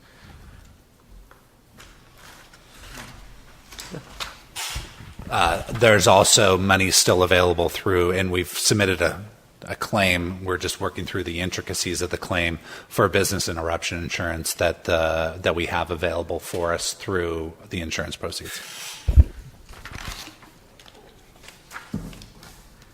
I think that's all I wanted to point out specifically on the report. If you guys have any questions, though. I have a question. I keep forgetting to ask the last couple of meetings. Tell me what this chart is referencing, what the time is, because is it an average of the 3 fiscal years that you're representing up above? Exactly. Okay, Yeah. I just wanted to make sure. I don't want to make any assumptions. Yeah, just to show kind of this compared to what we're looking at now, because the revenue is a little bit different since we're collecting those fees every other month now. So I just wanted to give kind of a comparison to see what those revenues usually look like. And that's the historical consumption revenue. So you can see that in October, we actually got a tremendous amount of our consumption revenue pre-fire, which was a good thing. And it dipped, right. Yeah, and then it went away. It's zero. So that's consumption revenue actually is now zero compared to where it was in the past. No, I got the top part. I didn't understand because this one Yeah, on the bottom. right. That's historical consumption revenue collection. Okay. There is a typo too. Ross, that our June month is in the negative. Is that just because we're in the middle of the billing cycle? Is that why? Yeah, So, Just saying. for the service charge. yeah. Yeah, so we didn't send out the bill until July. Right. So the only thing that shows up there is basically those people who chose to permanently disconnect. Oh, I see. And those So it- yeah, that's refunded out there. Reversal. Yeah. Reversals. Okay, got it. Thank you.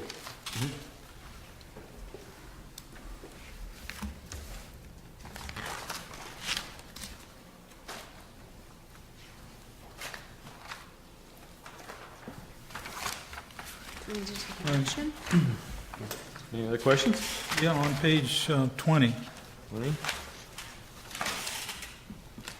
think it's, no, yeah. When I was at the water treatment plant, I talked to one of the operators, and he was showing me how the water flow is difficult to manage right now because of the lack of the B reservoir working at all. And we have a B reservoir down on this thing for $11 million, and we evidently were last year, 18 and 19 actual, it was 61,709. But at the same time, I asked him, and he didn't know the answer, is have we done any repair work to B-res? B-reservoir is a bladder that goes up and down, and it's asphalt, and part of it burned. Actually, because we didn't clear the brush around it was part of the problem. At any rate, it would go up and down. So now I haven't visited the B-res. You can drive up to it right now, but my thought is very simple. Can we find the money to repair it, to get us through now, because we don't have $11 million coming yet from anything. We have pie in the sky. But if we can get the B reservoir at least working and see how much it might cost to repair it. It's so far, our waterworks engineer looked at it at one time, but I also asked him at the time if he'd done work on those kind of ladders that move up and down. He says, well, that's out of date technology now and so forth. But there are still people that I'm sure that are maintaining them and probably even selling a few somewhere. But could we please look into seeing if we can repair that for present operations? So we are looking into repairing it. We don't want to repair it with what the current standard was because there's multiple issues with it, safety, but also hazard mitigation issues associated with that is not did not stand up to the wildfire. All the other steel tanks did. That one did not. We had I'll back up. We have a design for a new B-res done. ready to go to bid that actually has done the environmental study has been done on it. So it's beautiful. And it's CEQA Plus, so it's even better. We met with Kim Van last week. That's USDA. So I'll even back up another thing. With USDA being able to give funds to the town of Paradise is a big thanks to our walking survey that was done through the help with Cal OES. So We're a rural community now, correct? yes, and they took our survey, our walking survey, and certified it. That opened up funds for us to get rural funds, which is USDA funds. USDA has, I believe, $90 million they want to get rid of in 90 days. We are going to submit our plans to them for a BRES replacement. They only can grant up to 60% of the funds. That's where we're meeting with our insurance to say, what will you give us for replacement on that? That'll be our matching funds. So we're going to try to use our insurance proceeds to calculate 40%, and whatever that additional 60 is, Sammy's going to work in to see what he can accomplish within that dollar figure for a replacement of the BRES with not the bladder dam, or with the bladder, but with an actual steel storage tank.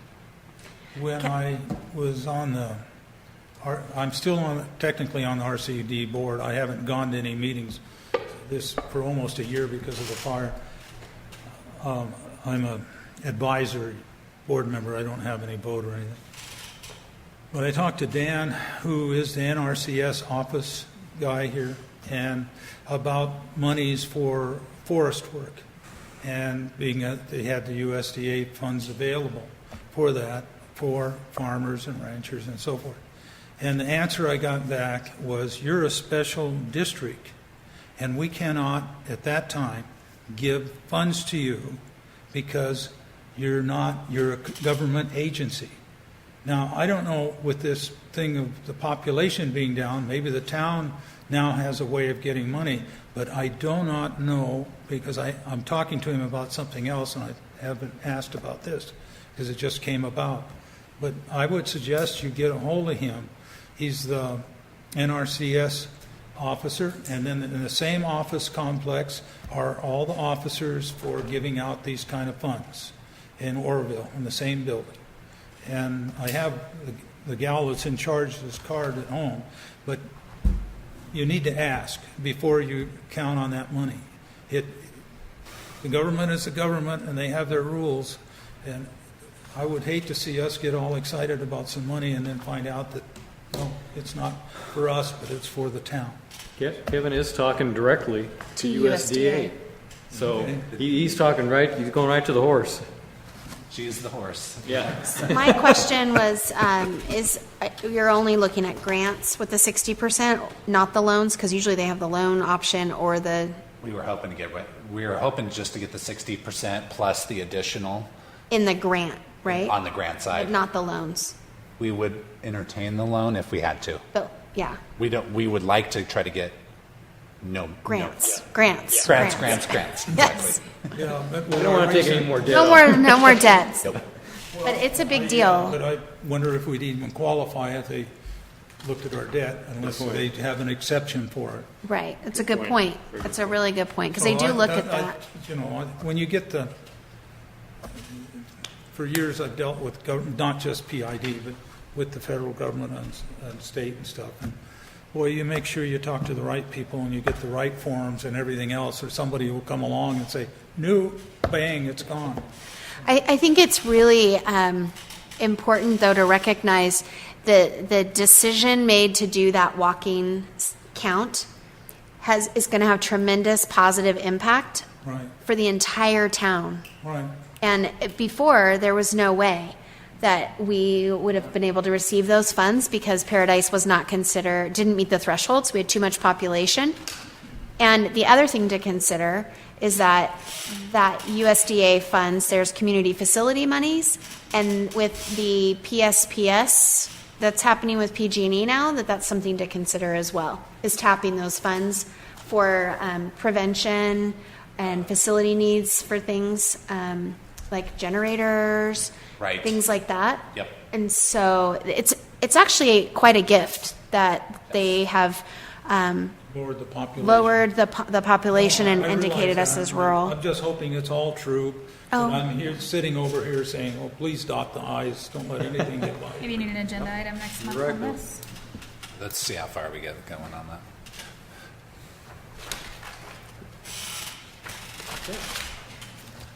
Anything else on the treasurer's report? Or? Thank you, Ross. So we need to take an action, right?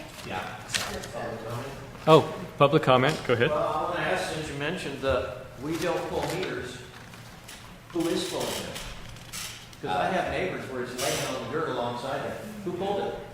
Anytime we come over to sample any services or to go into the meter box, we are pulling that meter out at that point. We haven't gone through a full-scale meter pull, though, for everybody out there. So if we're in the box and we want to get in that box to sample that service, we are pulling the meter out and we're setting it on the side of that box at that point in time. Eventually, we're going to go through and collect all the meters. We're making the assumption that every meter is bad, and we are going to have a full-scale meter replacement project, including the AMR at that time too.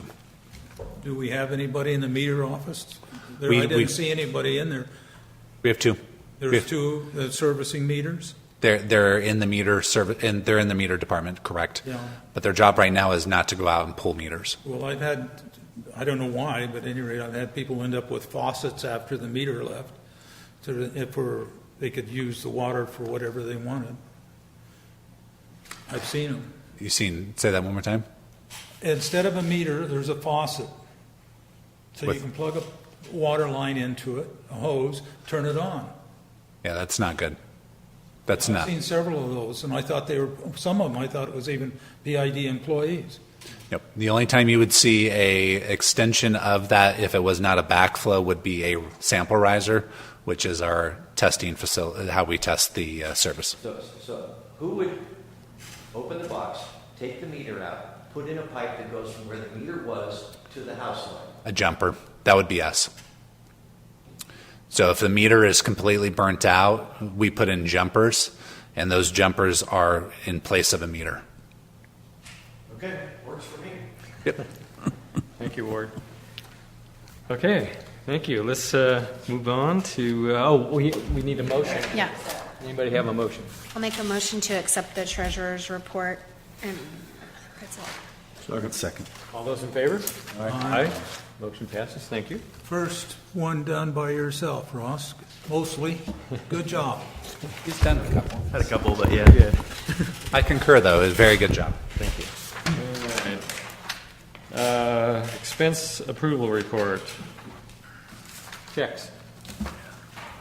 Yeah, any questions?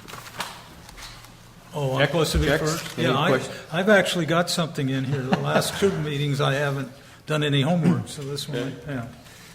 Water sampling. There's, actually, the sampling bills are on 3 pages.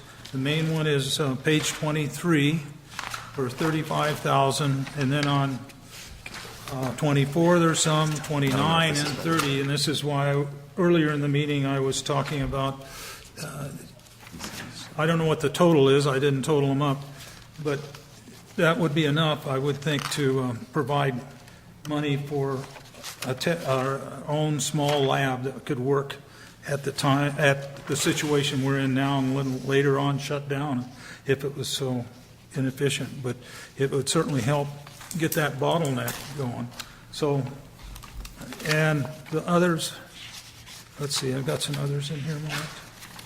Primarily, that was it. Backflow devices.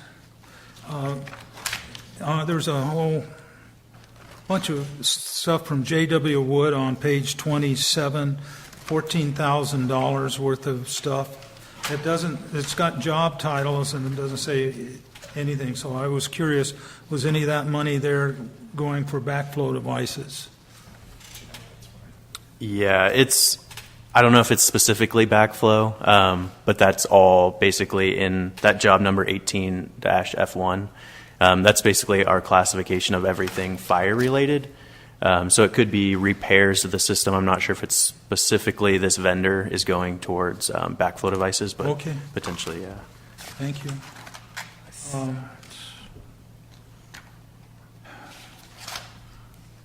What did I put here?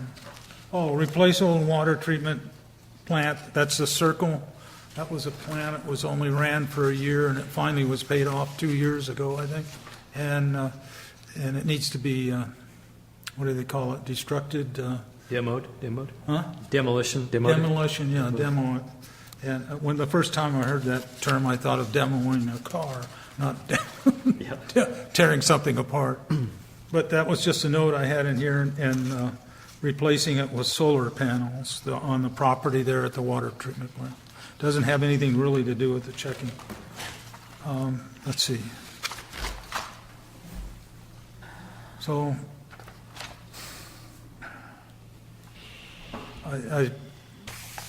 I don't see in the check register, we got the separate one on the attorneys. And I don't know, should I bring that up here or wait to the attorney when she's talking? I think now's Yeah. an appropriate time. Go ahead. Well, I got your bills.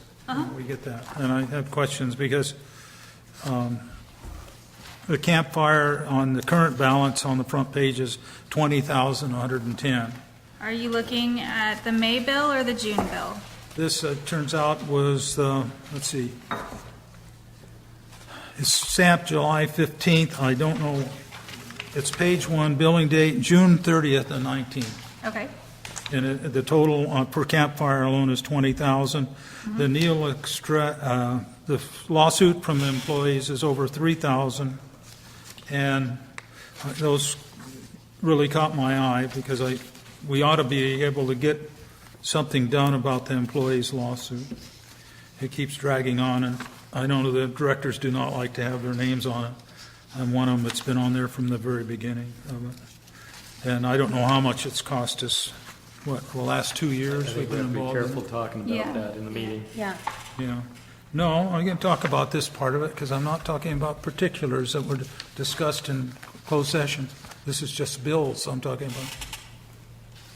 Well, I'm not quite sure what you're pointing out the bills. Those are 2-month totals because that includes both the May charges and the June charges. Yeah, they're run Okay. together. It's just a pet thing with me. If you've been around with me long enough, you're aware that I bring this up every once in a while. At one time, the district had an on-staff attorney, and so that's all. There's one check that I did like to see, is $8,100 to Ace Hardware, and I like that. I like that we're, I saw that too.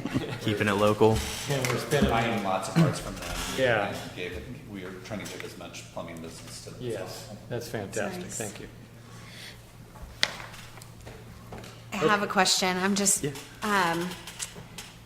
so for a lot of the stuff, we have to go out, like the meters and things, there's a procurement process so we can get reimbursement. So are we hurting ourselves on these costs because, Not according to FEMA because they're emergency repairs, Okay. where a lot of them are going, and they're under that Threshold. 125, I believe is the threshold, that we're staying within our procurement policy. perfect.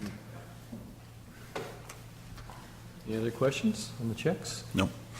Okay, do we have a motion to, oh, go ahead. What did Cedar Creek Publishing make for us under water conservation education for that much money? It's only $400 and some dollars. They did something for us, and I'm drawing up a I mean, that's a lot of brochures or something for. It was water older. conservation education. It was an older invoice that we just paid. That must have been a prior bill, maybe? Yeah, I'm not sure the details. That was an older invoice that they had like resent to us that we just paid currently. It was past due quite a bit. Like 9 months? It probably at least, yeah. It was back in 2018, I'm pretty sure. And they let you off the hook for 9 months for that payment? I think they had their own struggles. So Well, their place burned up as well, right? So, Yeah. Yeah, they're living up in a rental house in Magalia that they have. So, probably an old invoice. they're nice people to deal with. Don't worry about it. Okay, do we have a motion to approve the checks? I move to approve. Okay, do we have to list out the check numbers, Kevin? There's a specific motion. Gonna read it? I move to approve. Yeah. Yeah. Read it the way it is. Yeah. I have to find it first. Here it is. Just read this. This one? I move to approve general check fund numbers 53424 through 53552 for the month of June 2019, totaling $388,011.04, exclusive and voided check numbers 53449, also 53510 and 53511, and authorization of the similar amount, allowing or adjusting for extraordinary budget and board approval items during the month of July. Thank you, Dan. Do we have I'll a second? second. All those in favor? Thank you. Aye. Motion passes. Thank you very much. I had it right here. Dang it. Okay. Legal.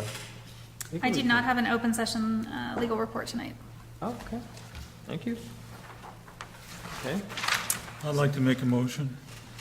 I move to adopt resolution number 2019-05 to amend to or enter into a new financing agreement with the California Infrastructure and Economic Development Bank, CIEDB, upon legal review. Okay. I already questioned it, so. Do we have is there any discussion on that particular issue? We're on 9A. Need a second? Anybody? Are we just going past unfinished business on 8 if there's none to report? Well, we had legal report, was no report, Right. and unfinished business, none to report. Okay. So now we are on 9A, yes. So is there anybody have any questions to Roth? We did go over Why it. don't you go ahead You're and right. announce the item so that, Excuse me? can you announce the item so that Yes. everybody's clear? Yes, we're on 9A, new business, and it's the refinancing of the 2007 installment sale agreement. There's a motion on the floor. And there's a motion on the floor. We Did have- anybody second the motion? Not yet. I'll second. Okay, thank you. We have a second. All those in favor? One sec before you go. I have Roll call. questions. Yeah. People want to ask questions now. I just want to say that iBank has been great to work with. They are more like a regular bank, right? They might issue debt to individual governments out there, but they've never had a debt forgiven or a debt defaulted. So this is very outside of their usual practice.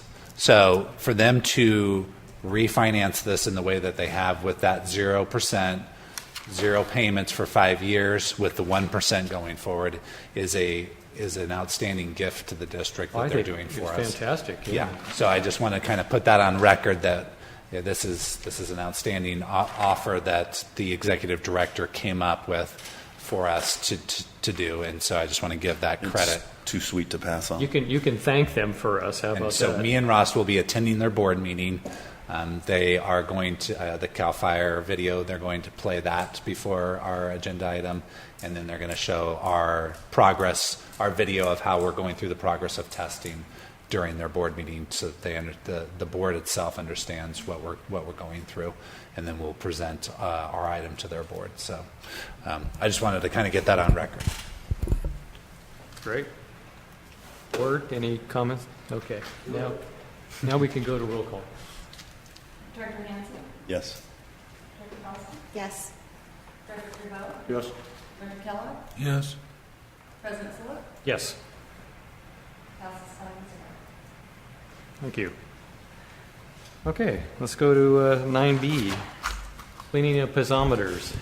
Yeah, so this was an issue pre-fire of these piezometers that were issued in our annual dam surveillance, that they were not working.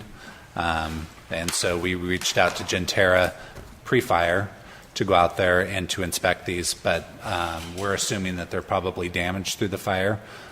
We will be putting this in as a claim during our inspection, and we'll have FEMA hopefully present during this inspection. Gentera is very familiar with the dam. They've worked with us through the spillway issue, and they're also going to be doing our annual dam surveillance for us also, again, which will be an inspection of damage from the fire. So this was their proposal to come out and do that investigation of cleaning the piezometers on both those dams. So I just want to say, I thought that their budget, I think $3,500 for a letter is a lot of money. Just saying. Especially given that they state in their proposal that they're incredibly seasoned, 45 years of experience. You would think they would have some really good templates by now. That wouldn't take 18 hours to write a letter for $3,500. I hear you. Just saying. It's a lot of money. I thought it was a little high too. So. But they are I understand their a experts. good engineering firm, yes. I get it. Yes. I just feel I'd be remiss to not bring it up. I appreciate that. Do you want to ask Kevin before? Okay. It's something where they're cleaning it up and because it may be full of silt, I guess, in the bottom of the reservoir, which is very possible with the Magalia Reservoir because it doesn't get much activity at all. Well, these are tubes that are actually in the dam structure itself. Well, in the Yeah, it dam, goes right straight through the dam. well, in the report, they talk about sediment. Right. Yeah, but they're just going to clean Just two. going to flush it and bail it. Yeah, Yeah. yeah. It's so you can find out what's going on internally inside the Oh, dam. I yeah. understand what it's used for, Yeah. but they said they felt that it wasn't working far enough down Right. because of sediment. Right. So, in this, it's located within Magalia Saddle Dam, yeah. Right. But needs to be cleaned, is what it amounts to. It Right. says, could have a buildup of sediment at the bottom of the piezometer meter. I guess I said it right. So, they're basically cleaning a meter. But We have a motion to approve? Excuse me? I know, I'm asking for one. Do we- I can we? move to approve and authorize the district manager with review of legal counsel to execute the agreement with Gentera Consultants to perform the maintenance cleaning of the piezometers 73-2 and 2F at the Magalia Dam as described under tasks 1 through 4 of the proposal of the cost not to exceed the estimated amount of $12,349 without written authorized consent from the district. Thanks, Dan.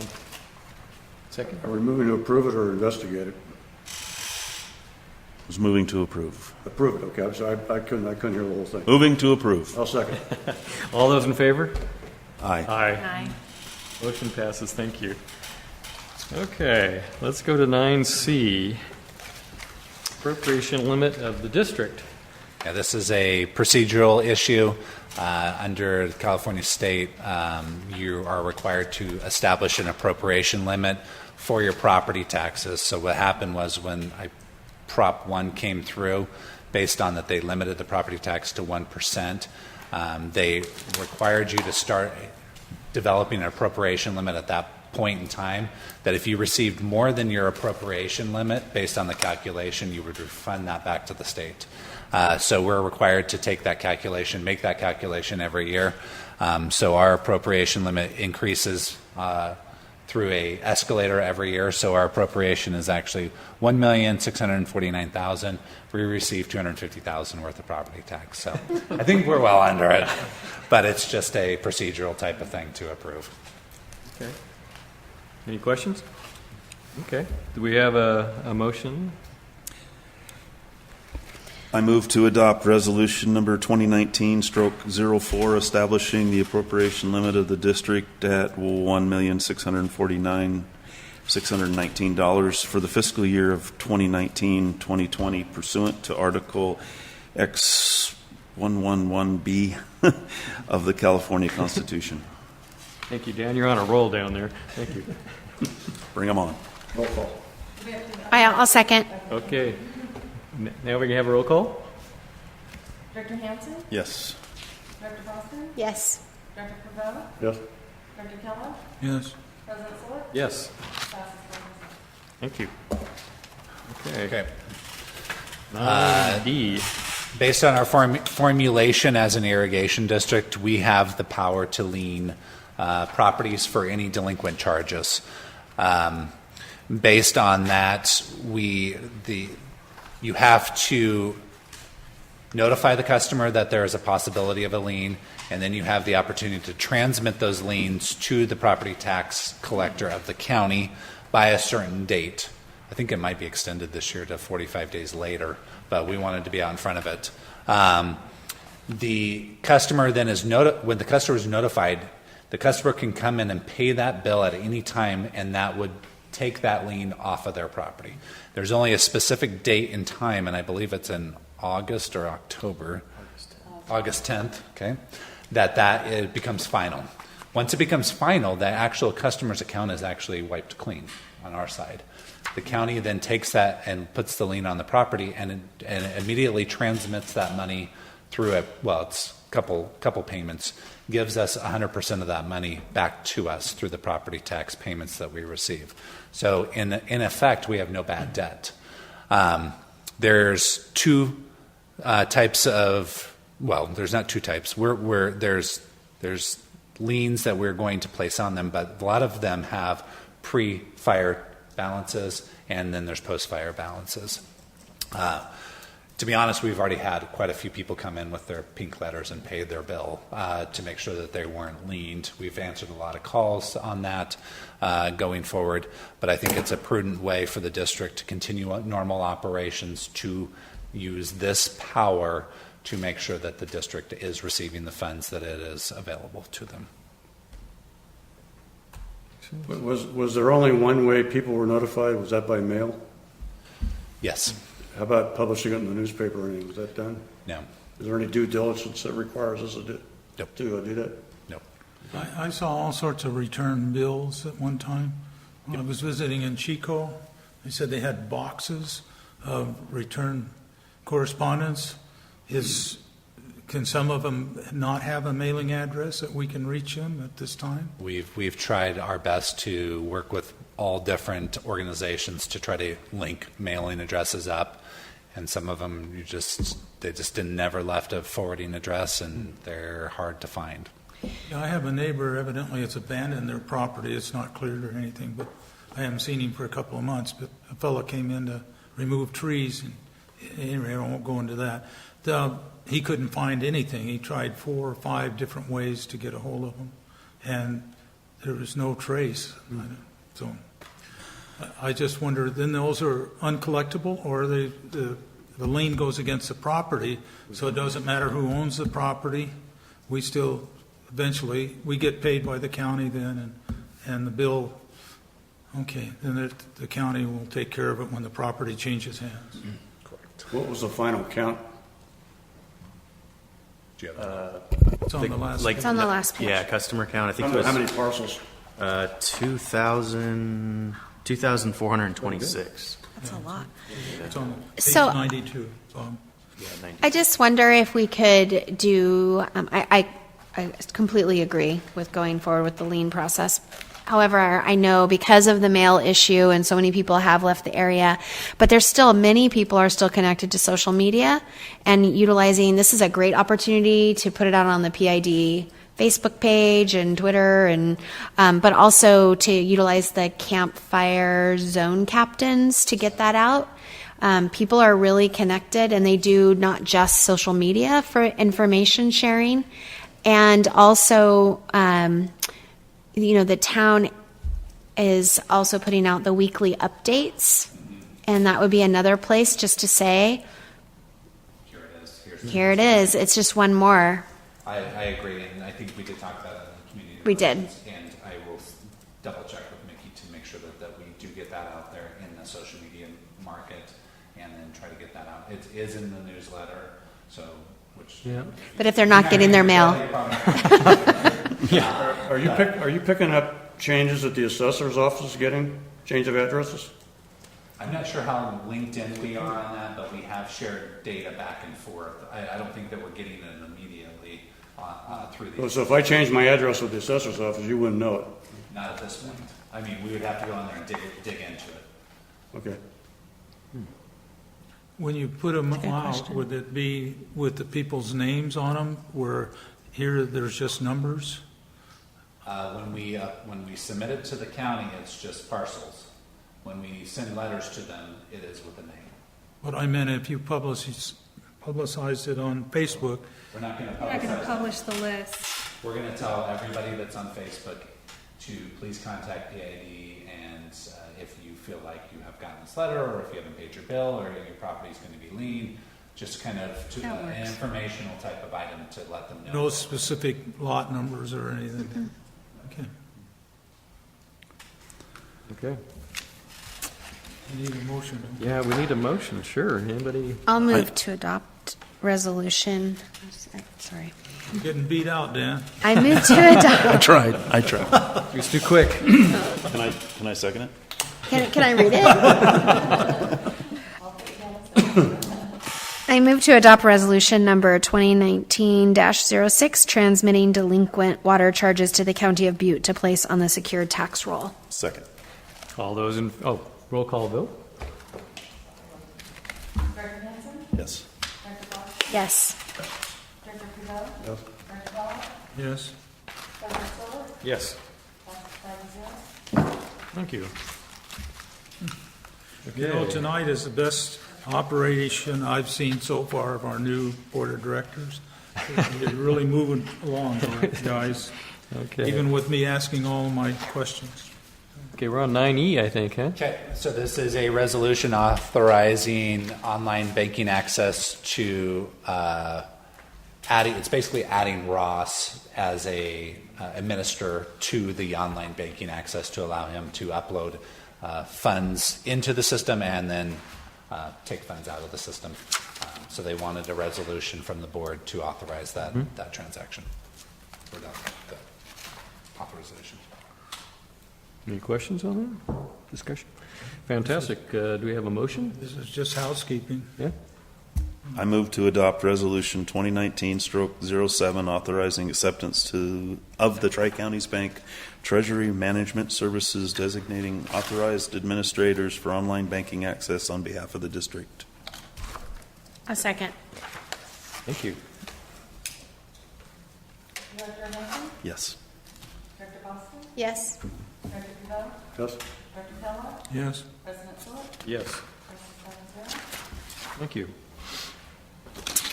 Okay, we're at committee reports, and there's only one committee to report, I believe.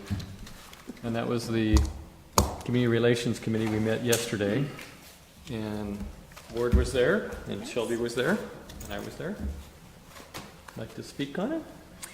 It was a good meeting. We talked a little bit about the meeting at the CMA Church that had occurred on Monday night. It's all a blur now. And the positive interaction that that occurred during the meeting with the public and with DDW being there, and of course Sammy. And we also spoke about the demonstration garden and the need to have the irrigation lines replaced, and trying to brainstorm ideas of how we might be able to get those funds. And there might be some folks who would be interested in making some donations and some sweat labor and sweat equity, I guess, in repairing that, so we can get that garden back up to its full potential. And really felt like it was a great opportunity, like Ward spoke to earlier tonight, to really highlight we're in a different era now. We really need to focus not only on drought-tolerant plants in our community, but also fire-resistant plants, so people aren't throwing good money after bad. And we have an opportunity to highlight that. And we also, Director Solik had done some of the heavy lift around researching hats for staff and PID hats, and so there's some further work that needs to be done there, but he did the heavy lift on getting estimates and samples, so we talked about that. We And might get enough hats so we can give them to these people that are coming up, and the mutual aid folks, give them a little something Something, yeah. from PID, which I think is a great idea. So. I think that was Sounds like you guys did a good job. I'm glad you're working on the garden. The garden was conceived in part for Doug Flesher's service and to the community, not just at PID. And for demonstrating 5 different irrigation systems, I think it is. You have to count the things, but there is 4 or 5 irrigation systems in it, and that's why it's so complex in a way. But there's a plant family called Atroplexes, and they're both fire resistant and drought tolerant.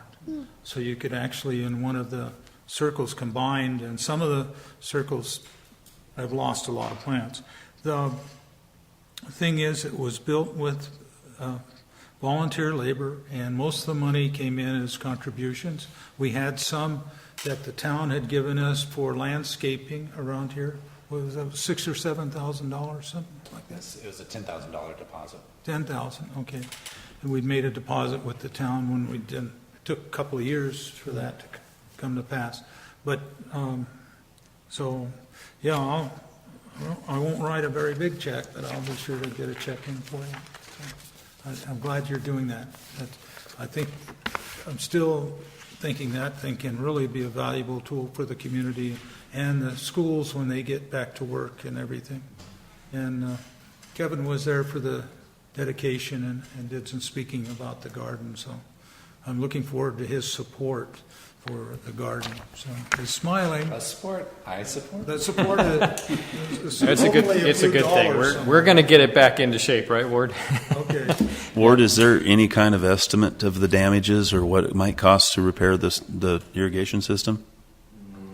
I don't have any. No pie in the sky number? Looked at I it. don't know much about the tubing or any of that. I looked at it the other day. I don't think it's going to be that much. Well, you got to I get think a we're hold of. talking several $100s at maximum. Really? Yeah. Okay. It's not, I it's can't not think of bad. the man's name who designed it and everything. Is he around at all? You know, I think he's still around, but yeah, He retired from Chico State Yeah. at least a year ago. So he should, if he's around, he should be available to help. okay. Wow, is that expensive? Thank you, Shelby. Did I miss anything? I think I got captured No, you got the it. No, highlights. you got it. So And we have another meeting scheduled next month. Isn't it August? September 3rd. September. September 3rd, I think it is. Yes. It's on my calendar. That's the only way I remember, Somewhere. by the calendar. Okay. Thank you. Let's go to the director's comments. Phil, you have any comments tonight? You'd like to? Could you pick on me a little later? I'm looking at notes from Monday's meeting to see where I can comment. Okay, Bob. I've been doing so much comment tonight, I may not have any. Comments on the comments. I'll talk as long as my voice holds up. You know, most of the people in Paradise that were, I'll just say, adequately insured, they're going to come back. They've got the rebuild money.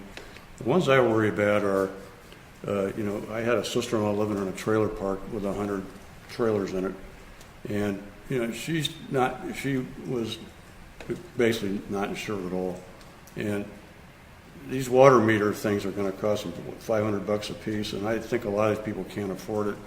And if I own the trailer park, I certainly can't afford 100 times 500 to front that kind of money. I'm just wondering if there's a way to maybe include it in the bill or something if people have a hardship case and they meet a certain threshold, instead of having to front that money. It was a lot of money for some people, that they could maybe get it a portion in their bill or something, or maybe subsidize the owner, do something to get these people back up here. Some of them didn't even have contents insurance. I mean, they're just out of luck, and they want. And I've talked to people; they want to come back. And some of these places have been cleared, from what I can see, and I think they're ready to start getting people back in there. So just something to think about.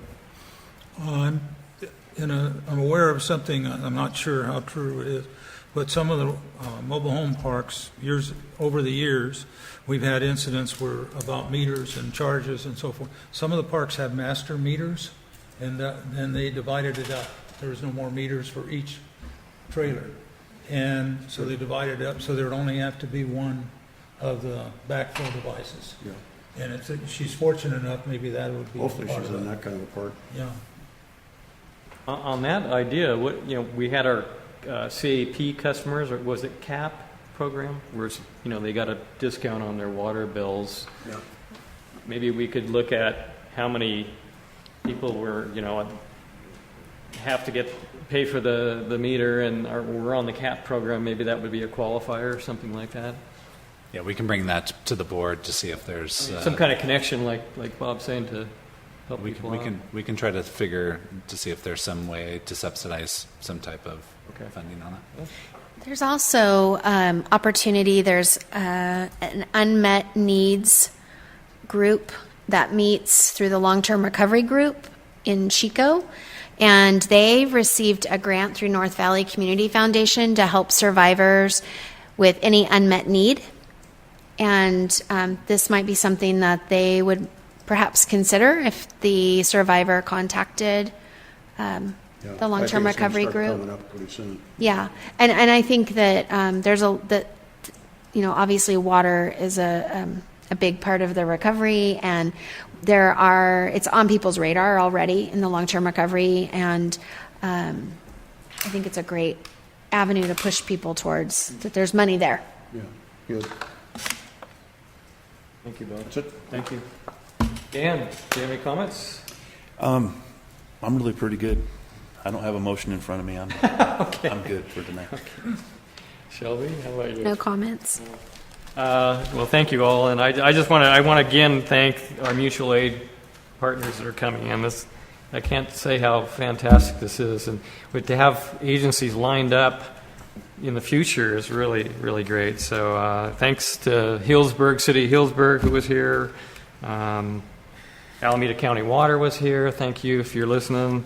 Rancho California Water District, who is here right now. Thank you guys. I've seen you out there. So fantastic. Really, we can't do it without these folks. There's no way. So thank you very much again. That's it. So we can. Oh, I have something. Oh, I'm sorry, Bill. Well, on the way here, I wanted a cold drink, so I went to the grocery store, and for 79 cents, I got Deja Brew, but it was cold. And I have these in the pickup that I get free at the Nazarene Church, and I think our water giveaway program is really great because I'm taking advantage of it. But it was brought up a couple of years ago with one of our directors that we sell bottled water. And I got thinking, okay, we got Deja Blue, purified drinking water. We've got Essential Everyday purified drinking water. Now, these things are recycled water. Paradise is not recycled water. If we could so I come up with ideas, and I don't expect to be, anything from them. But if you said instead, whatever design you had, it was Paradise brand of quality drinking water, treated with chlorine, and put it in a bottle, maybe even get one of these companies that are very large companies to be interested in the label. If you think about it, right now we've had this national publicity all over the country. So if you could get somebody to work with you on bottling it and put a thing on where they would merchandise it. We don't need to merchandise it. But put that on a bottle. Get the brand. This is for our attorney. License the brand of whatever wording comes up on it. And then turn around and see if a water company would be interested, one of these bottled water companies, because they're certainly aware of national publicity for Paradise Water, or Paradise burning down. I talked to people in my business back east and stuff, and they said, oh yeah, you're recovering from that. Hey, yeah, I know about that fire and stuff. This has been national. So That's an idea, Bill, with all our excess capacity. Crazy idea. Okay. You see this bottle? This is all written in Chinese. Oh, it is? It's Chinese. Well, that's good. I guess Good. we're Where'd it come exporting from? it to China. I got it out of that cabinet there. Thank you, Bill. Thank you for the comments. Okay, we can adjourn. We're going to adjourn now to closed session. Oh, I'm sorry. Yes, I always forget that. We're going to adjourn to closed session conference with legal counsel, anticipated litigation. Pursuant to paragraph 4 of Division D, section 54956.9, one potential case. Thank you, Gordon. Good.